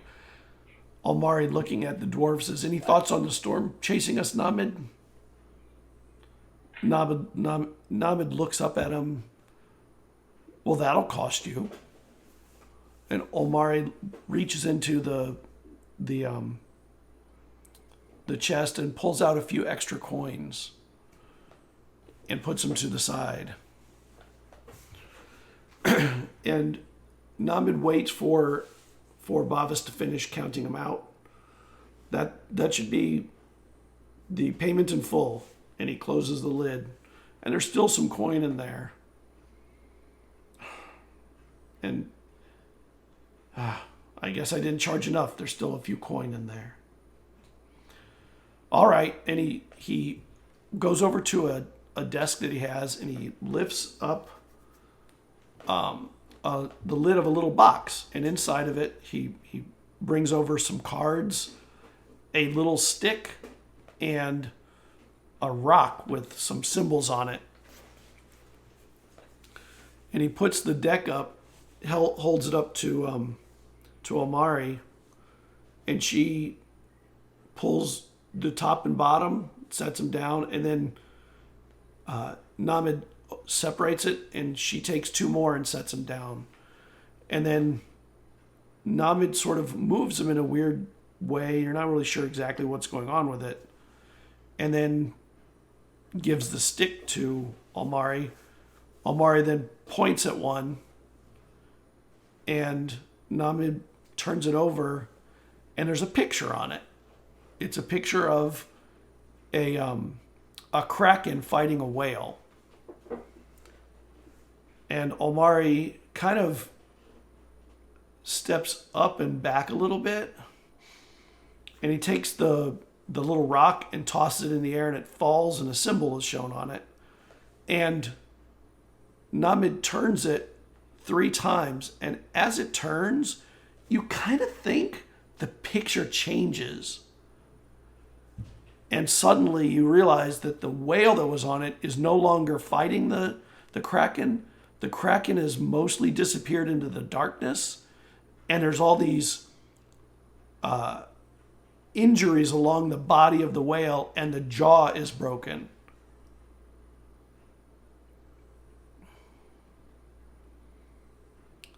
And Namid looks and says, "You have a sou'wester on your heels. Better finish quick and get undocked." While Mari gestures to Bavis and looks at you and says, "We need to move," and starts walking quicker. Yeah, I'll follow. On the beaches, you see the barrels are all getting filled up, and there's still a ton to do, it looks like. And Bavis steps up and he yells out, "Vesryn, keep me account. Morcant, keep account of the cheaters. There's no time to waste. We have to double time this now." And they continue walking and head to the docks. When you see them coming up to the docks, Omari comes up to you. "Cerridwen, how you doing? We need to double time this. Do you think you got it in you?" Oh, yeah. And Kind of like shakes her arms out, I suppose so. if you need help, we'll get you help. It's important to get everything on as fast as we can. She kind of like looks at her helpers. I'm sure the helpers are also pretty worn out. Two Hey, my others come up and replace them. I'm just gonna replace them every once in a while. Yeah, you're the only one they're not trying to replace. Yeah. Yeah, like I'm gonna like cast healing word on myself just to see if I can make the pain go away. Yeah, that'll work. That helps. Okay. Yeah. All right, I can do this. And the barrels start getting filled faster and faster. Vesryn and Morcant. I will summon Soul and have her fly around and help inspect. And if you see somebody cheating, to land by them, so I know to go deal with them directly as I'm inspecting. And you notice that cheating takes a little bit of time generally to set up or try and get people looking the wrong ways. And now that they have to double time it, there just doesn't seem to be time for them to really test the waters. And they really kind of gave up on that after the fear of Icar. Mm-hmm. Still keeping an eye out for him. Vesryn was told to do that task, and that is what he is doing. 20 minutes later, you see some of the seamen from the ship coming down to help fill the barrels and help out the people on the beach. And they are getting just filthy in there. They're lifting the blubber by hand. They're stirring the salt, and everybody is quickening the process. In the distance, you can see the storm has gotten a little closer. And the people on the ship are working fast. Cerridwen, they are moving, you guys are moving at breakneck speed. Can you make me a con save, please? Okay. Can I cast enhance ability on myself? Yeah. Yeah. I'm gonna do that. She would totally do that. Oh, yeah, that would make sense for her. Sitting there doing that after a while, like, need to get... Yeah.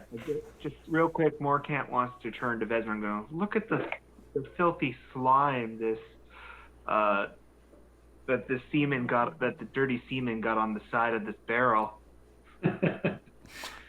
Yeah, dirty seaman. All over the barrel. All over the barrel. It's all.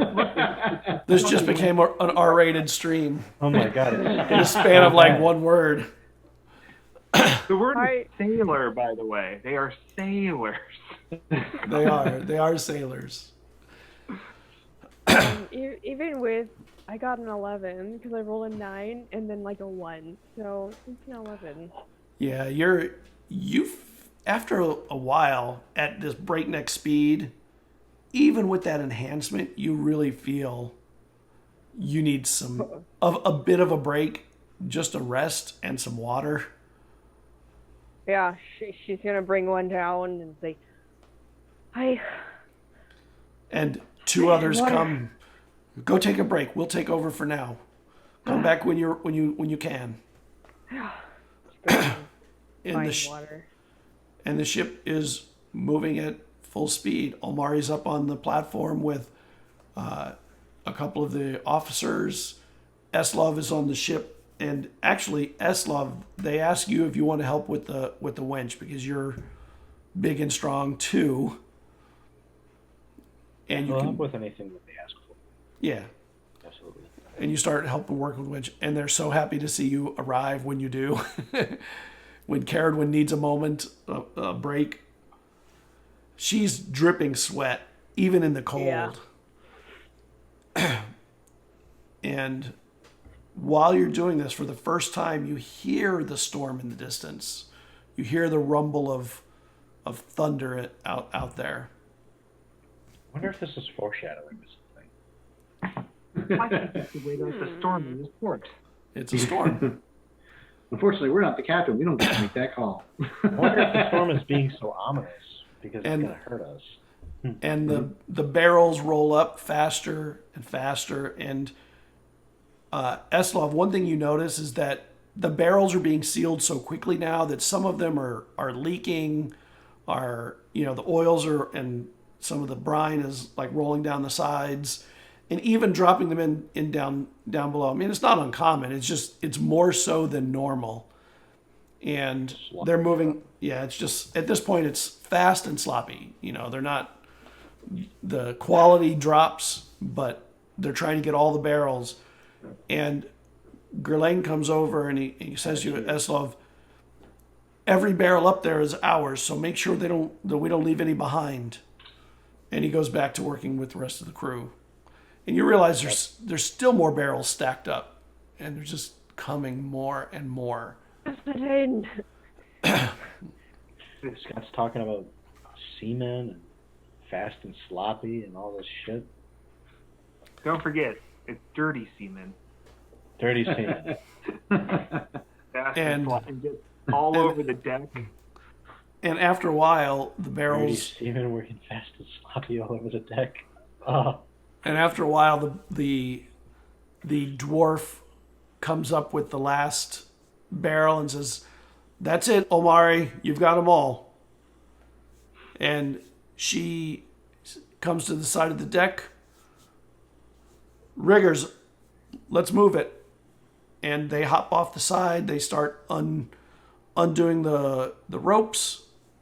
And with some huge posts, they sort of begin to push off a little bit. The sails get dropped, and they fill with a little wind, and they start to sail out. And it doesn't take long before you get some speed under you, which is nice. But you have to leave the bay to get out, and you can see as you're leaving, you can see the storm kind of growing towards you. And I think this is a good place to take a break for a few minutes. And we'll be back in... So literally about to ask for it. Yeah. Okay, sounds good. All right. We'll see you everyone in a few minutes. Be right back. Be right back.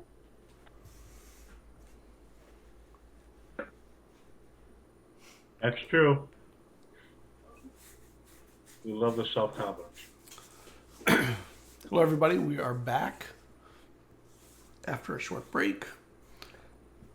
And suddenly the ship, the Daydream, that's the name of the ship, by the way, is trying to run out ahead of the storm and stay ahead of it. And as it's sailing, it's starting to catch really good wind, but you're sailing ahead of the storm, it seems, for a couple of days, and you just seem to be staying just slightly ahead of it, and it seems to be very close all the time. And they make adjustments. Omari goes up, works with the helmsman. They make adjustments, and they try and adjust. Eslov, make me a perception check.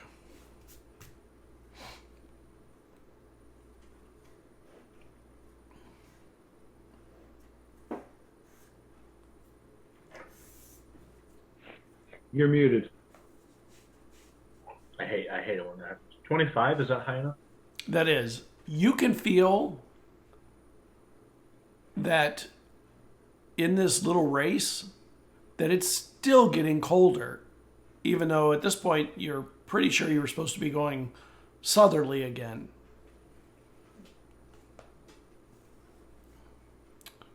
He doesn't mind it too much, but he does find it strange. Yeah. I mean, no big deal to you. It's kind of nice. And you see for the first time, kind of off the ship, a block of floating ice, sort of out among the waves. Not an iceberg or anything, just floating ice. And that feels like home.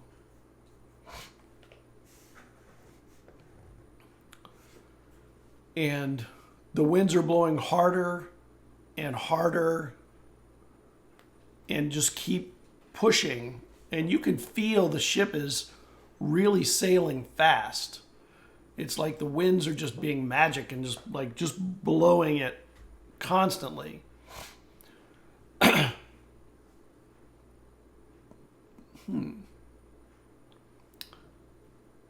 wonder who has a good sense of direction out of the four of you.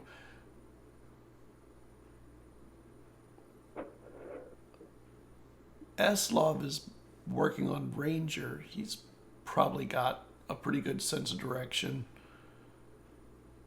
Cerridwen probably does too, from living outdoors so much. Yeah, the two of you can make me an intelligence check.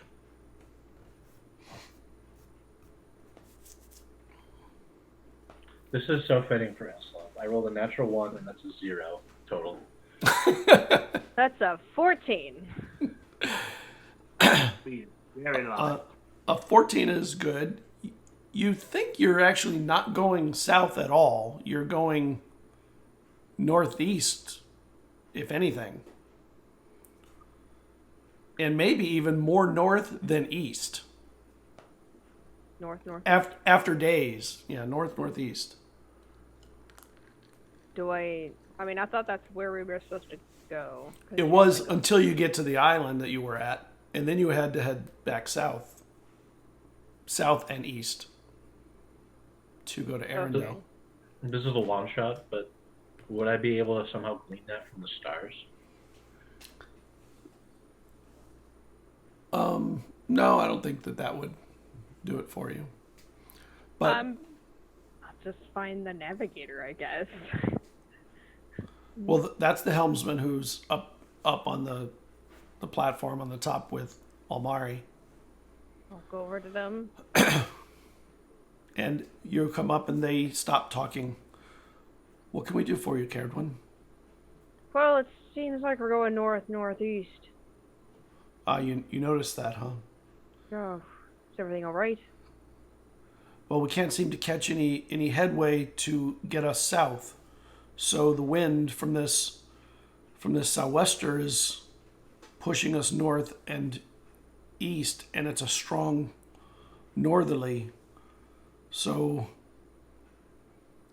it will be all right once the storm is behind us enough or passes us. But it's a big storm, and I'm not comfortable giving up the opportunity to try and maybe skirt it if possible. So that's what we're trying to do. Trying to figure out how to get around it rather than keep running. I'll talk to Morcant about it. I mean, he's the one who has most influence over the sea. So she'll go and... If I remember correctly, though, he can only control the winds for a few moments or maybe a few minutes. And Well, I don't know. Maybe he's got something else to his sleeve. I can grow a bunch of plants for you if you need that. But other than that, well, she'll go and find Morcant. when you turn to go down, you see there's some ice floating in the sea on on the waves, and you realize the waves are bigger than they were before. You know, you're not seasick, but you could feel that you could probably get seasick again if you keep looking out that way. Okay. So she's gonna go down below the deck. Find Morcant, probably in the cabin. That's where she'd look. Is that where you are? Yeah, I'm somewhere. Right. Morcant, where are you? I'm right here. Oh, sorry. Anyway, do you have any... She'll explain the situation. So, we're trying to skirt this storm or face it head on. I don't know if you had anything up your sleeve. Trying to get better lighting on my face. There we go. Any ideas? No, there's not really much I can do besides pray to Akor. Storms happen across the sea all the time. I mean, it's far more powerful than I am. It just nods. All right, well, get praying, and then. I'll do a little prayer action and be like, "Hey, Akor, did you do anything to help us get past this storm so we can start heading south?"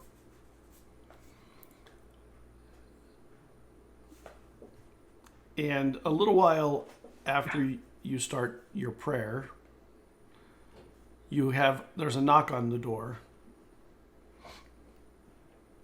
Come in.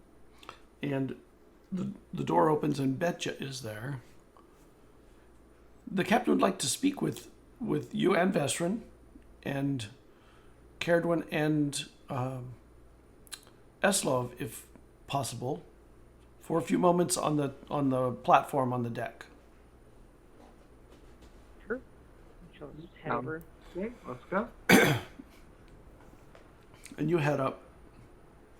And Omari's up there with the helmsman and the first mate. And Omari sees you coming up, and they stop talking and they stand and they say,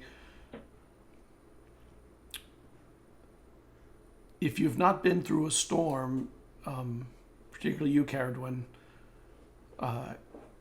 you may want to be down deck for a bit.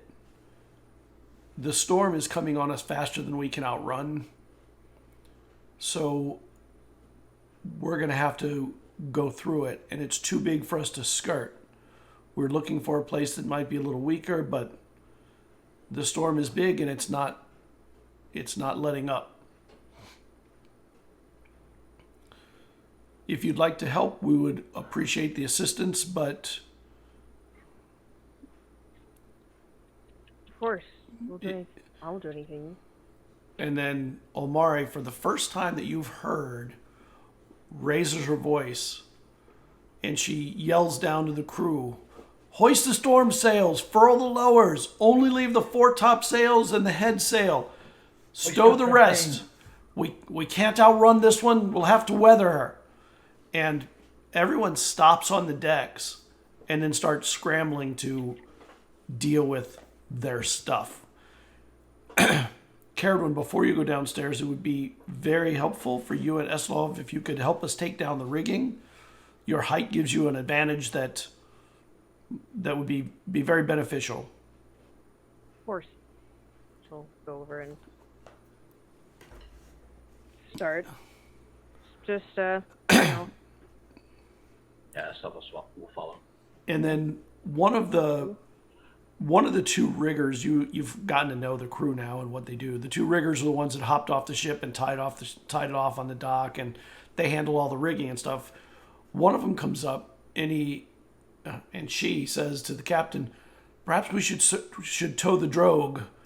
The storm looks rough as well as fast." And Omari says, "Prepare it, but leave it tied down to the deck. Actually, maybe Cerridwen could handle doing that for you. I'll not give up on the chance of skirting the edges just yet. Take Eslov also. They're both strong." And the riggers come down and they say, "Follow us," to the two of you. She's just gonna go. Okay. You have no idea what was just said. I don't know. You want me to Lift heavy things. I'm coming. And you go down onto the deck, and they start handing up from below some kind of what you think is a sail, but it's in kind of a conical shape, and it has all these ropes tied to it. Okay. And they start tightening up the ropes and making sure the ropes are untangled. Okay. Just monkey see, monkey do. Yep. All And right. it's long, and they start tying it to the edges of the back of the ship, kind of keeping it out of the way. Esper Down. probably know what he was doing. Maybe. You've not seen them ever. You've probably seen this thing wrapped up or rolled up down in the hold at some point, but never really knew what it was. You've never seen it used. But you also see them bringing up sails you've never seen used. And at the same time, they're taking down the sails that are up there, or they're rolling them up on the masts. Some they're taking down, some the big ones they're rolling up, and they're hanging these new ones that are they're not very wide. They're a fraction of the size of the main ones, and they run on the mast top to bottom rather than these big things that spread out, and then one on a jib at the front. Eslov, you probably have seen them use the one on the jib on the front. It's really only used in storms, and it's a way to kind of keep control of it, so you can make sure you turn into the waves all the time rather than being hit from the side, if you can possibly do it. So it looks like they're starting to take defensive actions to try and make sure the ship can stay under control without the sails being torn. But the sails that they are bringing up, these what they call the storm sails, are super heavy compared to the other ones. Are many, many layers thick and all that. So they look like they're built to withstand the storm better, just not take as much wind and force them into, pushing the ship over or anything like that. Just catching enough to give them some steering. And the crew it takes literally almost the whole day to re-rig the ship, to take the rigging down. And as the day's going, you can feel the wind just pouring down on the ship. Uh-huh. And as the night starts to come, the thunder and lightning and the storm is there. And then at a certain point, you realize you're in the edge of the storm at this point. And there's lightning in the distance. You see it crackle through the storm as you're there. and the ship is suddenly tossing and turning in ways that are, for Cerridwen in particular, are very uncomfortable. There are times when you almost feel like you're sitting in the room sideways and things like that, and then it'll roll back. Where's the floor?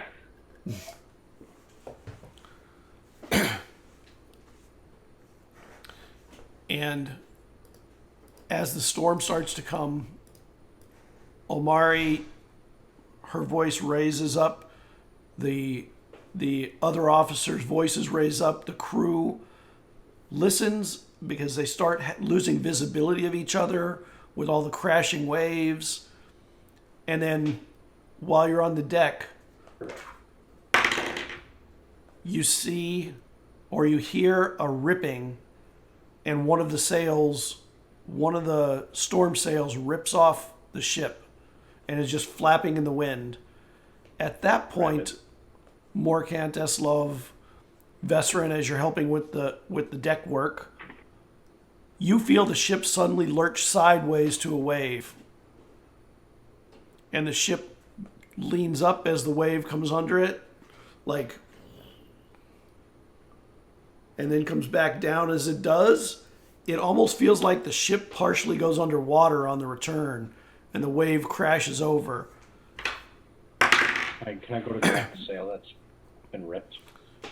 Well, the sail is just it's still partially attached, and it's just flapping in the wind up at the top of one of the masts. Would I be able to like grab and tie it down? You can try. You'd have to climb the mast, though. I'll do that. And there are people who are trying to climb already also, but the wind and the water is just brutal. And when this happens for the first time, the wave kind of rolls over the ship top, and there's one or two people less than you thought were there a moment ago. Oh no. And that sail is gone. Just flies off. And what you realize is the other sailors that are climbing the rigging. Yeah. How many people can I see within 30 feet of me?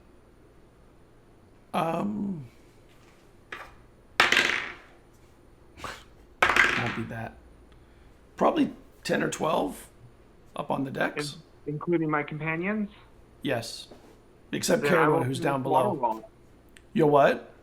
Cast water walk? Oh, that's cool. I didn't even know that you had that in there. That's cool. So, and if they're willing, there's no save, I'm assuming. The water is less of an issue for you, although the wind is still an issue, and the water can push you, but you can at least feel like you can get above it. And the ones climbing the rigging feel a lot lighter all of a sudden and are able to get up there even when the waves roll over. And what they're trying to do, you realize, is they're trying to take that sail off because it's pulling the ship one direction, and it keeps pushing the ship sideways into the waves rather than forward. And when they do it, when they do get up there and they start to take it down, a wind hits it really hard, and you realize that the ship goes backwards into the waves.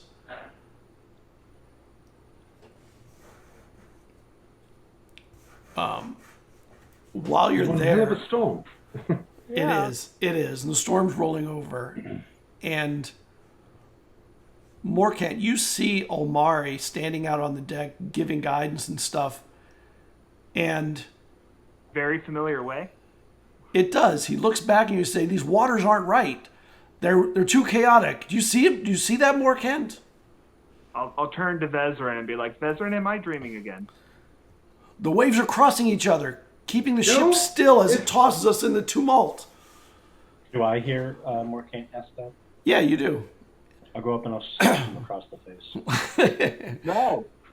This is a bad sign, but we're not able. How does She that goes- feel?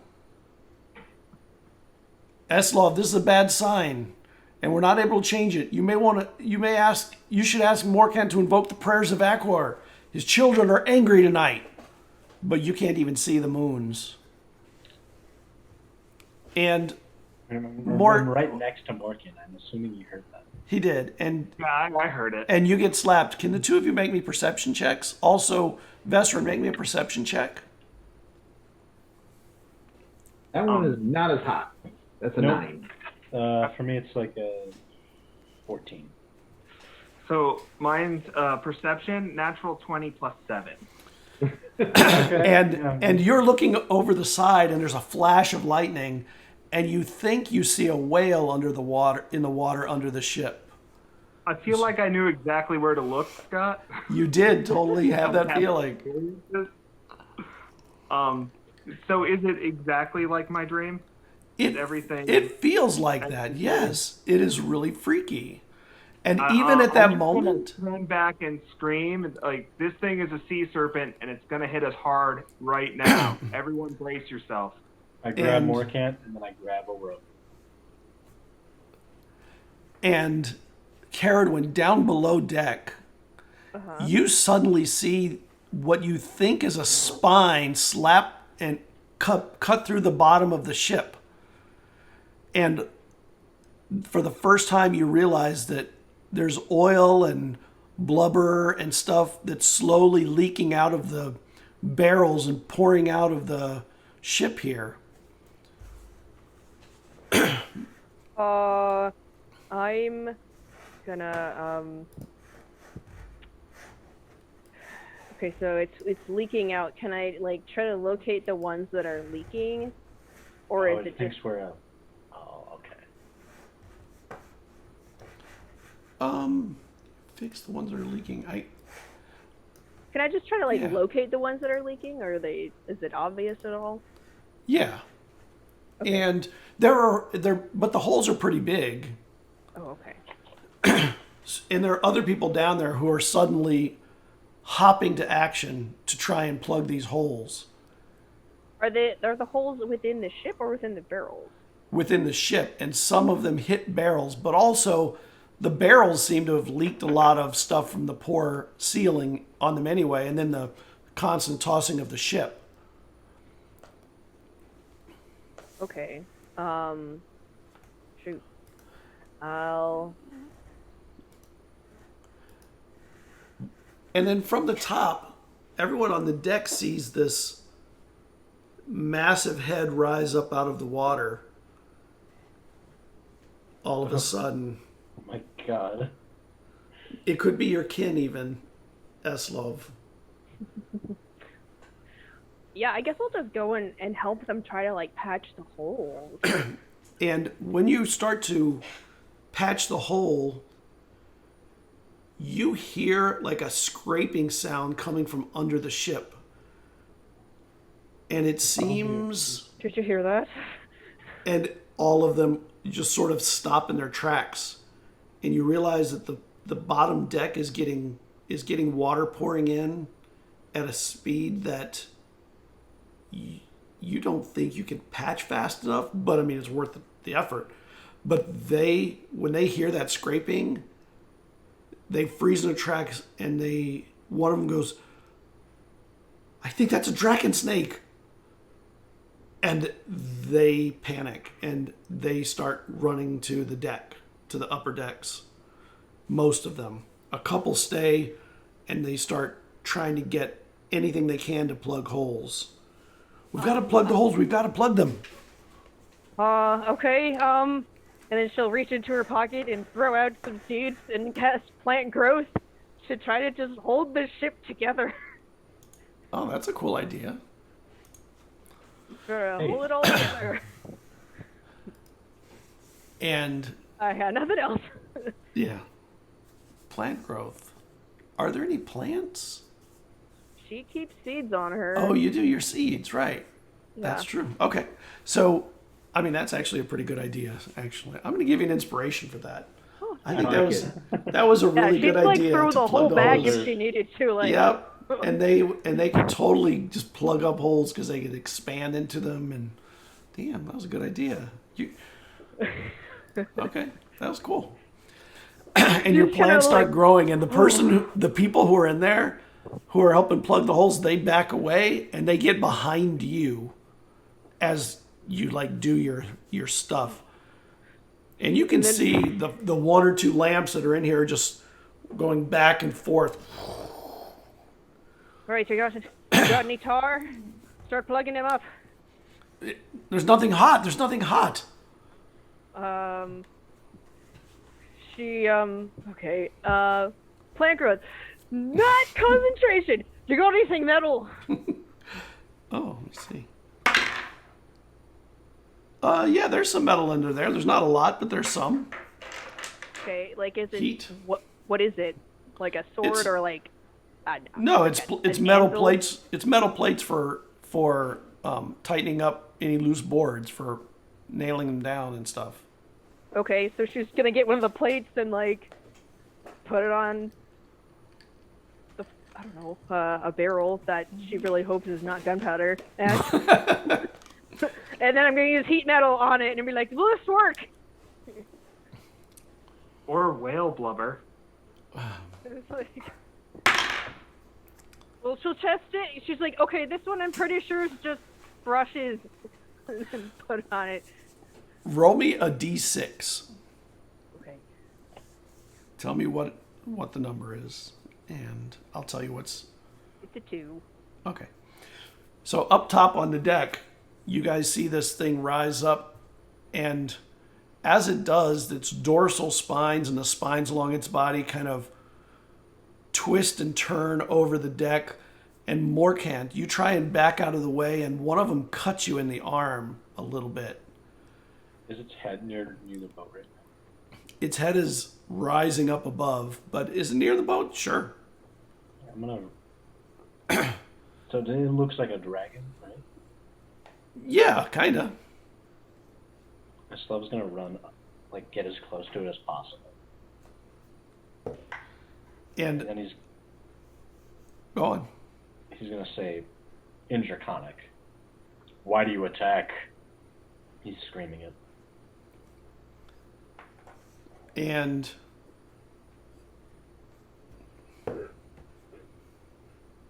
its head turns a little, and then it starts going over the ship, kind of like a rainbow. And on the deck, all the crew are drawing their weapons, and anywhere where they can find the meat of this thing, they try to get to it. But right now, there is none of that. It's just a few spots that are just outside their reach of their weapons, and the beast continues going over it.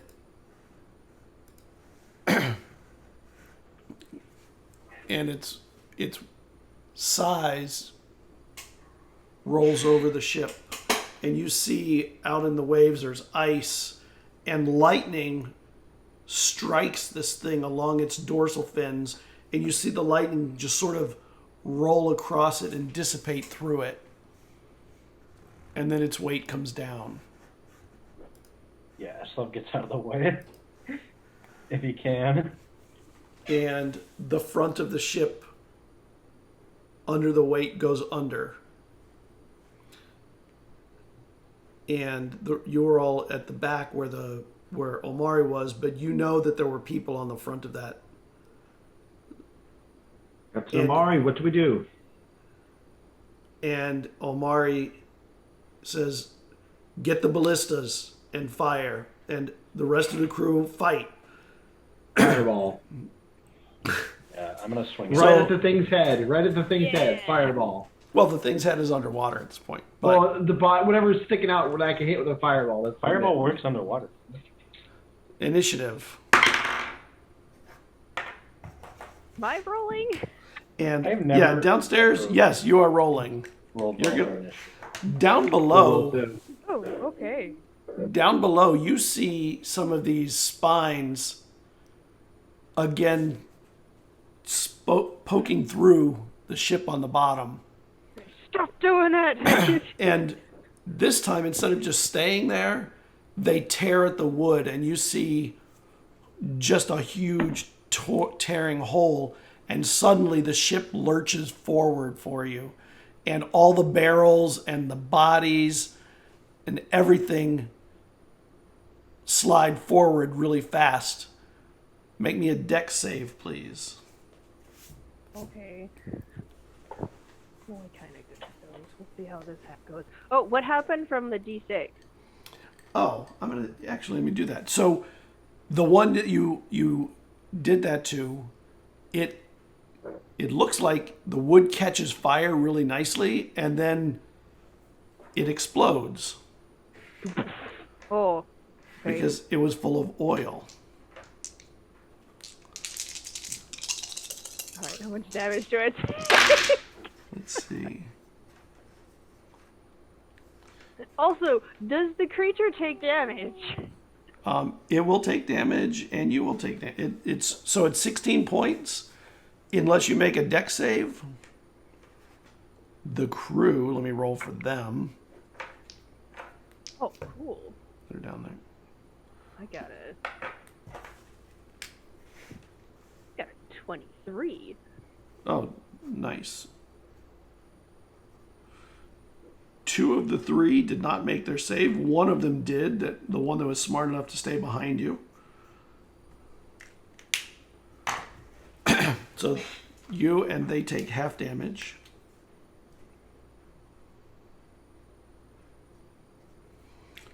And water is starting to fill from the cuts in the ship and the barrel, and then up above you hear this boom, and the top of the hold is blown out in fire. Just blows out, and the beast comes dropping down, and you guys move with your initiative. Okay, what was your initiatives? 6. 19. I also got 19. I got 1. Oh, okay. That's something. Good fault for the cleric.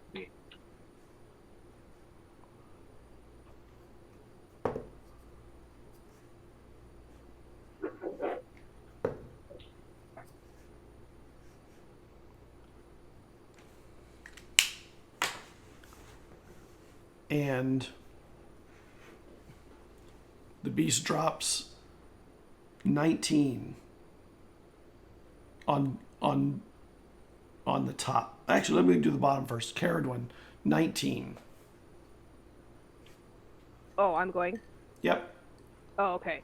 How are the crewmates? 2 of them are dead. 1 of them is burned but alive. Oops. Right. Let's get above deck, and then she's just gonna guide up the little guy, and she's gonna. I have a potion of cure wounds, so I'm gonna hand him this potion to him. He doesn't seem to take it. He's sort of running right now, trying to scramble above the rolling barrels that are falling to the center of the ship. Okay, I'll hang on to that, and I'll cast Healing Word on him. Okay. So he'll get. Okay, well, he'll get 5 points back. Oh, nice. And then we'll get up on deck, and Well, to get up on deck, you have to climb through the hold, okay. which is in the center of the ship, and the barrels are all rolling to the middle. And Then you we can will- get there, but it will be tricky to navigate getting up and out of the hold on Okay. top of rolling barrels Right, we will. and crates. All right. Is the creature? Can I still see the creature's like The body? spines? The No. spines? No. No, you okay. just see the holes that the spine's made. Okay. Well, I can't really do much here anymore. So, that's what I'll do. I'll try to get up on the deck. Okay. So you're moving to the hold. Make me a deck save to get there. It'll take all of your movement to make that, to get there. That's a 7. Yeah. Yeah, you're rolling with the rolling barrels. You're trying to stand on them and do like a Lord of the Rings movie kind of elf move, Yeah. and they're just skilled differently. Up top 19 was also Vesryn. Vesryn, seeing this thing wrapping around the ship, will, even though Mari doesn't like fire, he's assuming with the storm she won't mind so much. And he will go into casting, and he will fire out a fireball at this thing. Okay, do your damage. You make a Save. save. Fails at save. She rolled pretty good with the first 4. Second 4, not as good, but let's see here. All right, so that's 10. 14, 15, 7, 8, 30 points. It chooses to make it save, so it only takes 15. Love legendary actions. Yeah, gotta love that. Yay! Legendary action. How's it feel to be on your first side of the legendary actions for once, Morgan? It's all right. Don't I love know using what it against my players. But... All right. All right, so 19. And then I will move into a position where I can get cover and also like hold on to something in case like this thing rotates the ship. Basically to steady myself in case anything happens. Gurlane is behind a ballista and is cocking the ballista, pulling it back with another person, and they're just holding on to try and keep doing it because they know they need to get shots off. And when they do, you hear this very obvious as it locks the ballista in place. 15. The sailors, they're sliding to the body, trying not to slide to the body. Let me roll some dex saves for them. Oh my god, they're not doing good. One save. 4 of them slide to the side of the body. 2 of them find something to hold. The 2 that hit the body, they immediately are dragged along its body by the spines and the scales right into the ocean around it as this thing is slithering or sliding over the ship top. The 2 that hold on, their actions are occupied with survival. Eslov. This asshole didn't even listen to me when I talked to him in his language. So Eslov's already mad. So he's gonna rage. That's a good idea. Now tell me, Scott, what happens? Well, one of the things that is a bit of a problem down there is that your ground is not even and not really walkable, except that you have water walking at the moment. Do I realize that? You do, as you realize you're sure-footed on the side of a ship in a way you have never felt before. And you can move. I mean, it's still the gravity is pushing you, but you don't feel imbalanced by it. So he's running straight out onto the ocean and he's gonna bury his axe in the thing's back. Nice. So, I mean, getting to the ocean is a little further down. You just need to get to it, which is, you can just run down the now water-covered deck of the ship to get to the side of it to swing at it. His favorite foe? Did what? Does he axe it mid-fall? Yeah, he's axing it as the thing is rolling over and it's falling. Is favorite foe a bonus action? Is what? Is favorite foe a bonus action the first time, or is it a free action? I have to look. I feel like it's a bonus action the first time.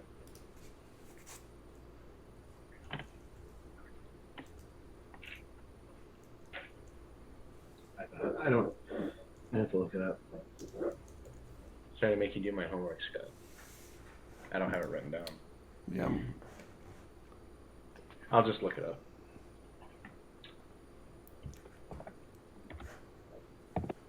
Play amongst yourselves. Don't look this up. Well, you're hitting it, right? I think it's a bonus, but look it up, please, if you can. It's a free action. Oh, okay.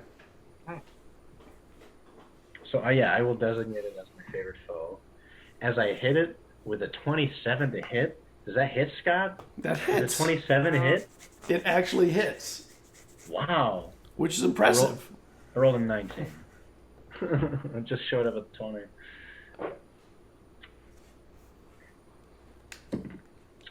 Oh my god, I rolled a 1. Oh my god. Horrible, horrible roll. That's 8 damage. 3 point count. What'd you say? Every point counts. That's true. true, but I could have rolled something other than a 1 for my d12, so. Yeah.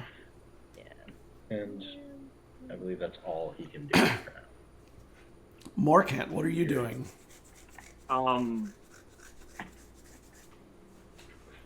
So the creature's big enough that I could shatter it where Eslov is not. Yeah, it's massive. Well, in that case, Morcant will do his favorite thing. It's a shatter. gargantuan beast. Okay. I mean, it's bigger than the ship. It's definitely huge.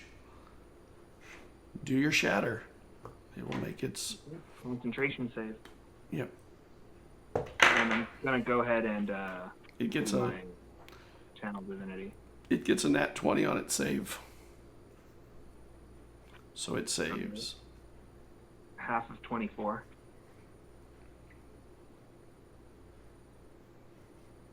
All right. And Omari, who also is on a 1,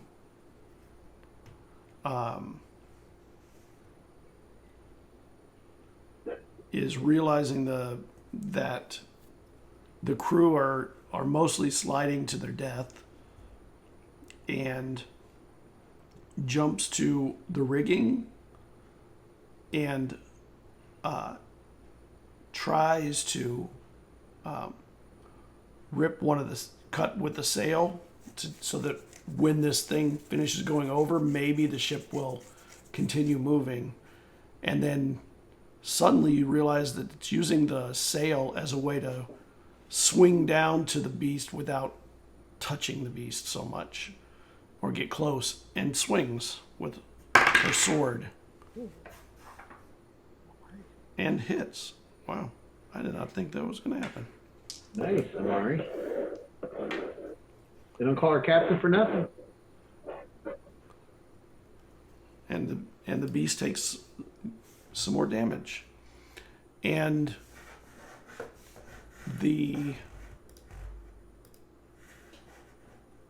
hold on. And suddenly the beast slips past and just continues slithering or sliding over the ship. And only these 2 tail-like tentacles that seem to have like crackling lightning around the tips of them slides back under the water. But the front half of the ship is still underwater.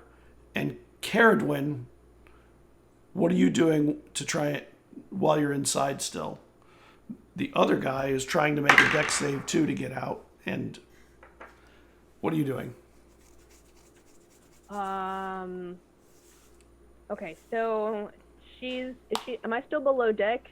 Yes, you're trying to get to the hold. Okay, I'm trying to get to the hold, and there are barrels on the way. Is it like flooding behind us? It's flooding in front of you. Okay, so we're trying to get past the flooding to get to the hold?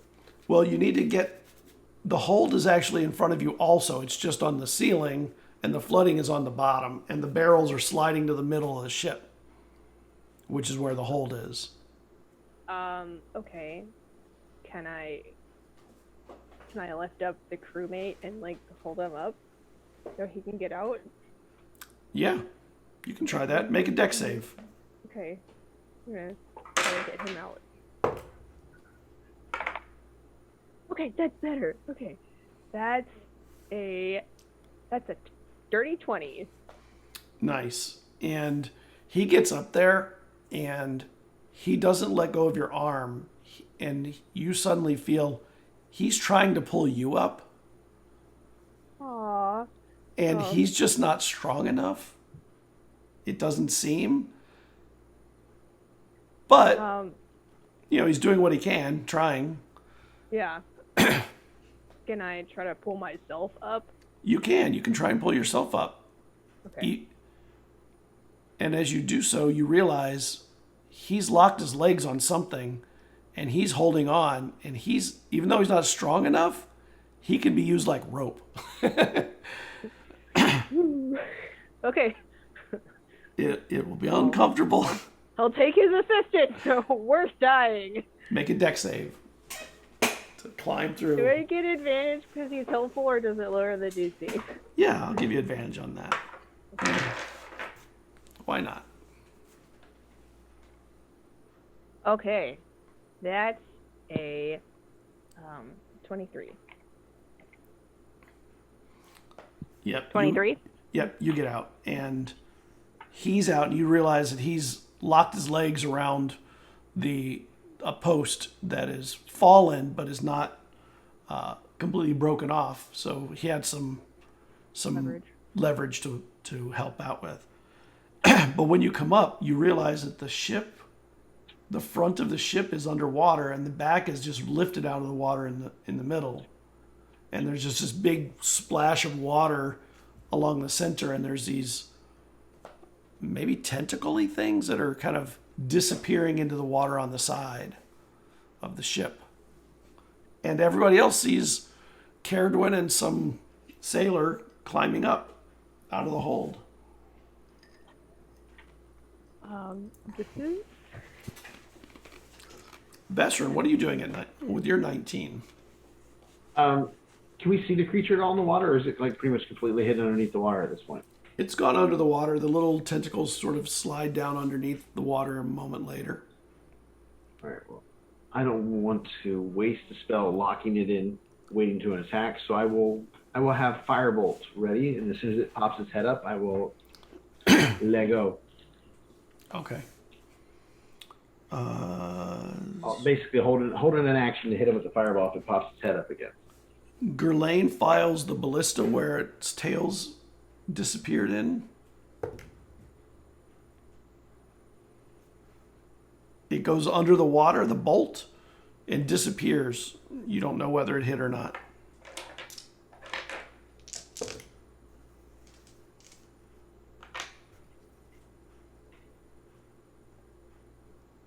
This thing's a big nasty thing. And Eslov, what are you doing now that you've water walked your way to your favored foe?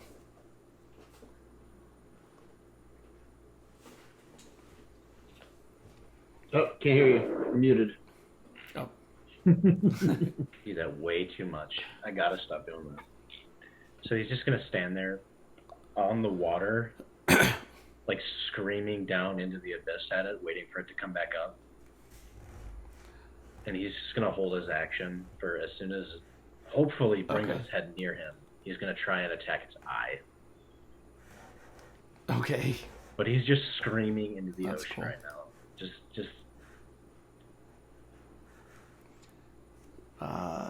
Morcant, what are you doing? pounding his chest too. I kind of want to look around, like a little bit beyond the ship, to see if I see any other boats or any land or anything beyond this blue abyss. You see some ice floating. Make me a perception check. Let me see if you can see anything beyond. 21? You think in the distance that there might be a little bit of light because you see above in the sky, the God's lights just sort of through the storm. And you know that those are way to the north and there's land there. So maybe there. Okay, then for the rest of my turn, I'll head over and try and help out with the ballista the best I can. Well, there's two ballistas and one of them is unmanned at the moment. I will go to the unmanned one. Okay. Hold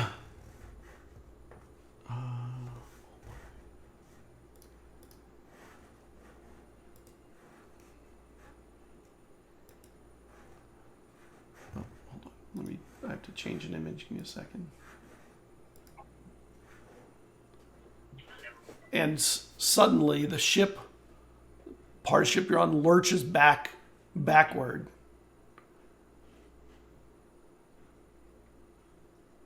And you realize that it's torn in half under the weight and the barbs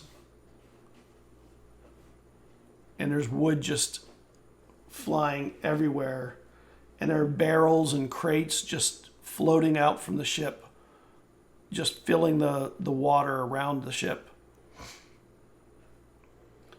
You think you see movement in a few places under the water.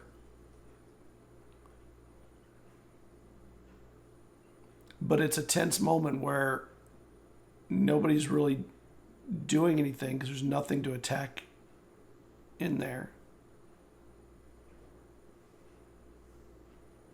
This is not good for the ship.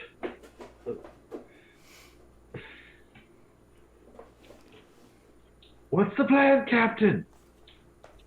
And the captain Yelling is out in the storm. the captain is standing on the edge where she had attacked the beast and is on the wood now down near the hold. And she sees the front of the ship not return. And she turns and she goes, "The rest of the ship is going to sink. We need to get off the ship." And Eslov, you hear that and you can feel how cold the water is because you're used to the cold. But you know that, well, I mean, you can feel the cold, but you don't think it won't. I mean, you're used to living in the cold. You don't think that this will kill you, but it will definitely be uncomfortable being in the water here. It'll hurt. It'll probably kill the rest of them. Do the people on the ship look like they're gonna start trying to jump off? Oh, most of the people are already off the ship. What about there's the only people who few. are still on the ship? They're not jumping off. They're not sure what to do. They're like frozen in panic. Either way, Eslov is too focused on screaming at the Yeah. sea serpent. So.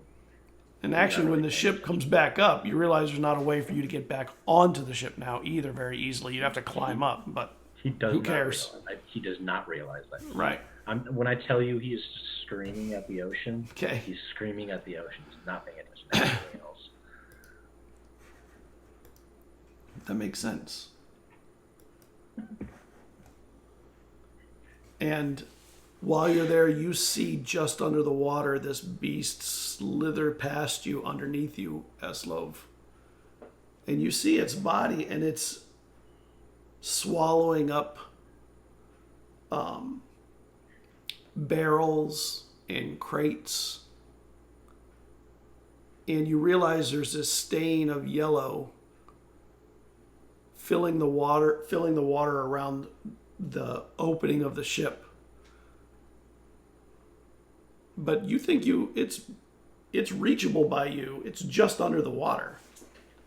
So I think I'd be able to hit it with a swing. Yeah, probably. You think so? Yeah, he'll go for it then. Make me an attack. That's a 19. 19 to hit. 19 hits.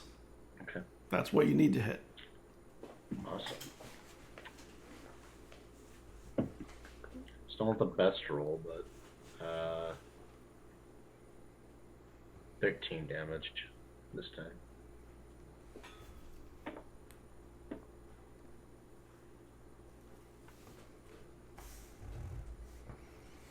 And a ballista bolt is unleashed by Gurlayan. And it hits the water, and you see it float off to the side of the monster. Vesryn, what are you doing? If I was able to, am I able to see it now? You can just see it under the water, yes. Would this be it where I was able to do the firebolt on it or no? Because remember I had a firebolt like lined up to fire at it. Yeah. It's just under the water. You could hit it probably. Okay. Then yeah, I'll fire a firebolt. Okay. Plus 7. Oh yeah, definitely hit. 16 plus 7.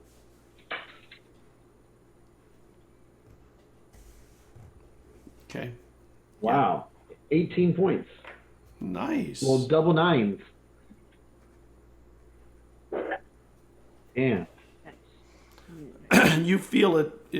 You see it kind of move a little bit away from that area, and as it does, it swallows a few people and barrels, the leaking barrels.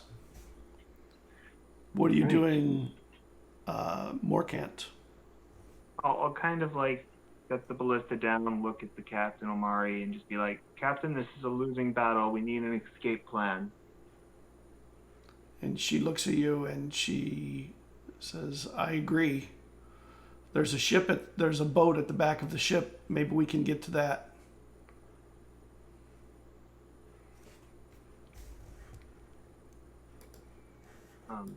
And she starts trying to lead the couple of crew people that are still there to the back of the ship. And for the most part, they're barely able to move.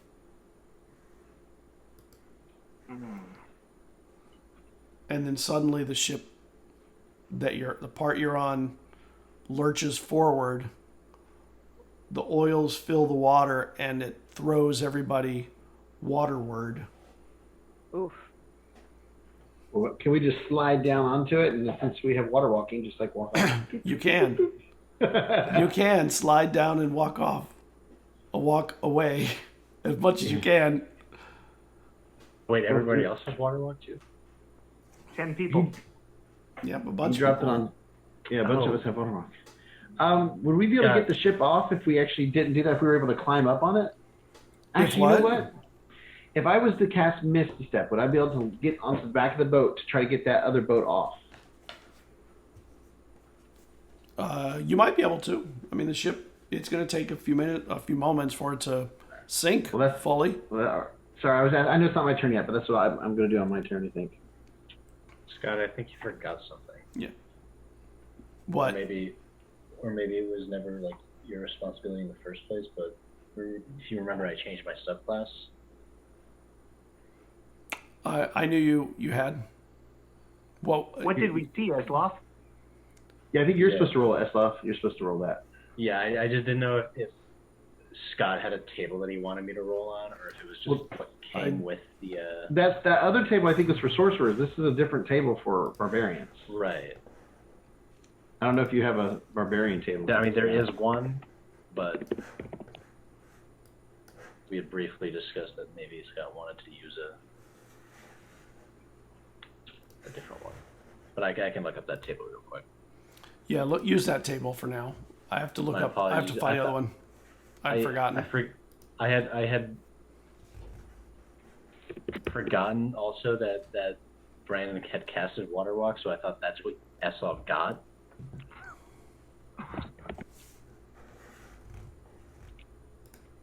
But maybe we can just retcon it this time. Next time I rage, it'll happen. Yeah.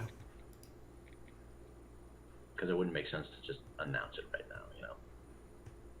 A delayed rage. Yeah. Yeah. All right.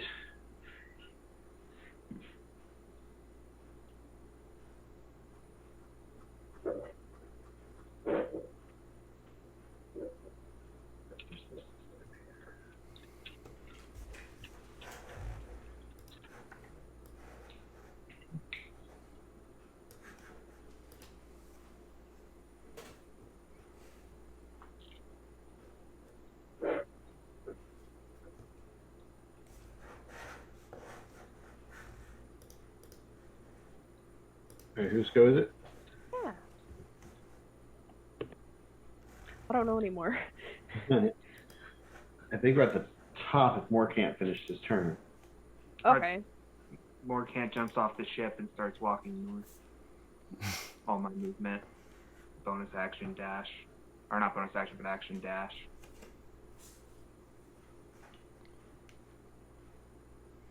How long does the water walking last? Like an hour. Yeah, okay.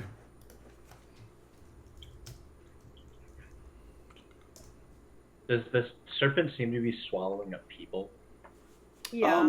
Yeah, sometimes, but Don't it seems to make be me feel- it seems to be more preoccupied with the oils and the barrels and whatever that was. Not even gonna make a comment, Brandon. Don't worry. Oh my god, it took me a second. My lips are sealed. Good job. All right. No one to talk about that. They're too sticky, Brandon. Yeah, true. It's true. All right. Okay, is that your full turn? Yeah. Okay. Then Cerridwen will go out. Do I see the creature at this point? You see it under the water, and you do not have water walking, and you feel the ship lurching forward. And what are you doing as you feel the ship moving like that? Okay, I don't think it can hear me under the water then. Okay. I will look for a life raft of some sort. Because she'd be like, well, I mean, would I be aware of where the life raft would be? I would hope so. After this much time, you know that there's a boat, a tendered boat on the back of the ship, towards the back of the ship. All right, I'm gonna grab Jacopo, who's my friend, and I'm gonna just book it towards the end of the boat, the ship. BFFs for life. Me and Jacopo. And Omari has the two crew people that had survived to this point with her, and she's trying to get back to the back of the ship too. They all have water walking because they were in that area. So, but they can't walk upwards on the deck. So they're really climbing, like that hard angle trying to get up. And they feel the lurching of the ship as it's slowly going back up, and then head into the water. And I take my spear that still has the rope attached to it. Okay. I never took it off.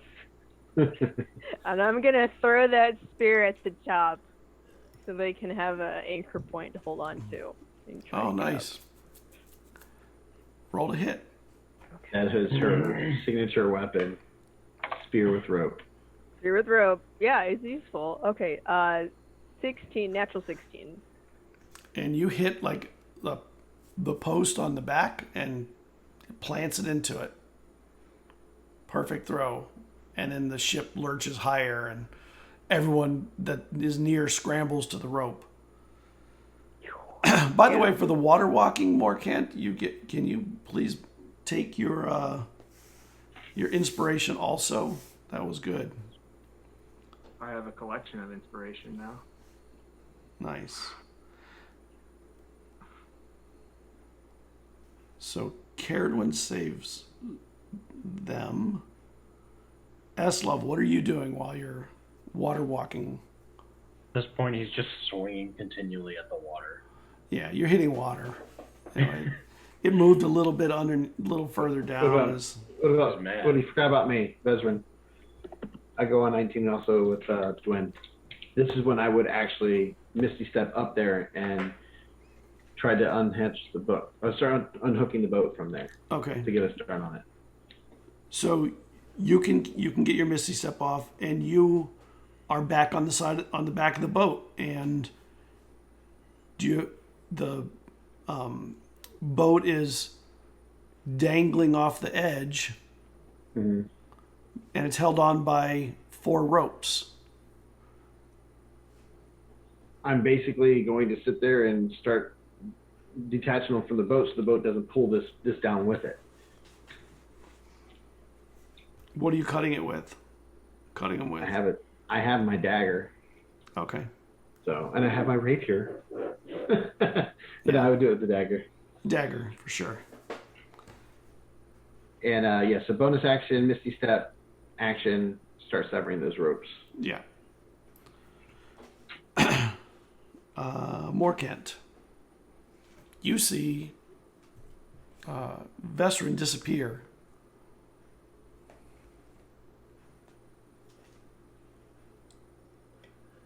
I've seen him Misty Step before. You have. Is there any effect to it, or is he just literally just like fade to nothing? Like, is it something I would be used to seeing for his Misty Step? What does your Misty Step look like, Vesryn? I imagine it kind of looks like Nightcrawler. It's like that little spoke. Okay. And it's That's cool. appear wherever it is. Just jumping through the brimstone. Yeah. Connection, whatever. Yeah, of course. Exactly. Morcant's main goal of not breaking concentration will continue to get him to walk away from the battle towards the north in hopes that his companions will catch up by boat. Okay. We were Eslov, going to head south. Eslov, mate. I'll yell to Eslov, Eslov, give it up. We need to get north. Eslov is maniacally swinging at the water. I mean, yeah, after a minute passes. Yeah. Yeah, and it's not long before the back of the ship goes under also. Yeah, after a while, Eslov just gets tired. And the rage ends, and he'll actually start to look around at the destruction and figure out where his friends went. When you get to the back of the boat, Cerridwen and the other NPCs, you see that the boat is leaning back from the very tip that's about to go under, and Vesryn is there furiously cutting at the ropes, and the last rope cuts, and it falls into the water just as the ship goes in, and but when it goes in, it kind of pulls the boat to the center. Morcant, you make me a dex save.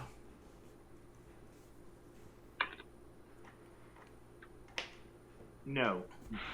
Okay, so you try and control the boat, and it goes into Wait, this. Morcant or Vesryn? I'm sorry, Nowhere near the Vesryn. boat. I'm sorry, Vesryn. Oh, okay. Well, that's me. Let me roll in. Also, no. So go ahead. Okay, so the boat, it turns sideways as the ship itself sinks under, and it comes back, but it's 2/3 of the way filled with water, and the rest of the people that are there, that are swimming or walking, are heading to they see the boat rise up out of the vortex that was created by the ship. It's sort of floating, but you can see it's just a few inches above the water line. Mm-hmm. But it is above the water line. Start dumping that water out. Eslov, as your rage subsides, you see this creature still under the water, and it seems to be sort of ingesting the whale meats and blubbers and oils, and if there are people in the oils, them also. But it seems to be more interested in that than in the puny little bodies of people. Mm-hmm. Yeah, Eslov feels kind of dumb for not paying attention and letting his rage get the best of him. So maybe he could have done something about that, but again, he's just gonna go to where his friends are. Yeah. And you see them across from where the ship had gone down, and you can walk to them. You just have to walk over the roughness of the water, because the waters are still stormy and rough. So it's not like they're just level, even, flat waters. They're big rolling waves, there's lightning, there's thunder. You mostly can see each other when there's a lightning strike somewhere to give light to the area. By the way, did my trainer get off? Oh no. She No, did not. Rosalie's dead. Rosalie's dead. She would have stayed. I wasn't sure if she'd be on the top helping or not. That's what I was asking. She was in the front part of the ship when it went down first. And she was below deck, not above deck. Did I at least get my training completed? Yeah. That's horrible. I'd like to know if I secured my new subclass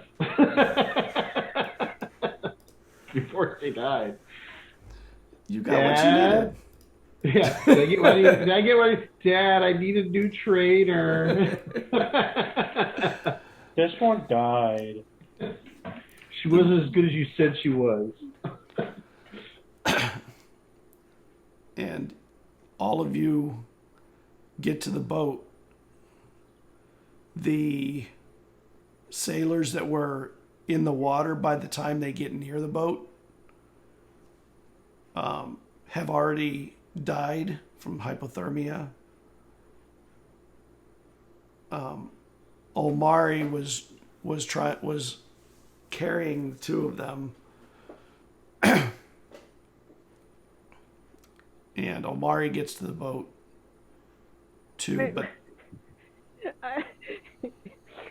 I want to save Jacopo. you can save your one. You can probably. Well, you have to swim, so you actually hold on. You're gonna find a door, and you're gonna lie on top of it. And Jacopo's gonna be on the other side. Actually, It's too big, so he can't fit Don't on the let door. go, Jacobo. Don't let go. what's your con? I have a resistance to cold, if that helps. It does help. Yeah, you'll do much better. You'll take less damage from the cold. I do as well. So I'll what's my con? Or What's your my con? con's of 14. Okay, so you'll have 14 minutes that you can be in the cold, frigid water before you would start taking any kind of damages. Okay. So you have time actually to get to the boat. You and your Me and Jacopo. Like, And wrap him up. Jacopo. I'll just like tuck him in. I'll just wrap him up in my cloak, put him on my back. in your Swim. your soaking wet cloak. Yeah, I mean that's It's where okay. I got that's Presentation. that's how I have the resistance to cold. 'Cause I have a winter That's cloak. true. Right, that's right. So it would Oh, make I sense forgot to about actually- that cloak. Yeah, it makes sense to put him actually in it. So. Besides, I got you. I got my presentation. It'll clean all that cold weather clothes up. It won't be wet and damp anymore. Say Yeah. Jacopo. Except for the water that you're sitting in, Well, Yeah. yeah. or But swimming in. if I can get everything dried off, at least from the top up, it gives them more time to get the water out of the boat. And by this time, there's pieces of wood starting to float all around, and just rolling along on the waves. And I think this would be a good place to break. Okay. Everyone's dead. A drift in the sea. That was rough. That was rough. It's just a sea monster. Now, It's a sea It's monster. what they do. God, I gotta ask: is this particular sea monster compliments of UO Publishing? It is It is UO Publishing's Draken Snake, which I love. I That think it's thing- super cool. They are amazing, and their stuff is amazing. So yes, I have to agree with you. I was Yeah. wondering if you were using that creature, because it's like, I wonder. I was. And not to its fullest extent. I mean, it was more interested in the whale blubber than the bodies of tiny people. But you guys, that whale blubber smelled really good from a long distance. I bet it did. So And if I had known better, I could have sealed all that up. yeah, but how could you have known? Yeah, there's no way I could have known. There's no way I would have known better. Well, Captain Amari should have known better than to rush a job like that. Jeez. Don't worry, we can all kill Captain Amari next time. And just take the ship as our own and become Well, I'm gonna pirates. murder next Unless time. she dies of hypothermia. I was talking for like 5 minutes and I realized I was muted again. All of that is just lost Get out of here, bye, everybody. to time. Thanks All for right. watching. Okay, Brandon. Thank you, Thanks for everybody. watching, guys. We will see you next week. Bye-bye. Bye. Bye. You shall be again. Hi, German. Gute Arbeit. Hast du mit Deutsch?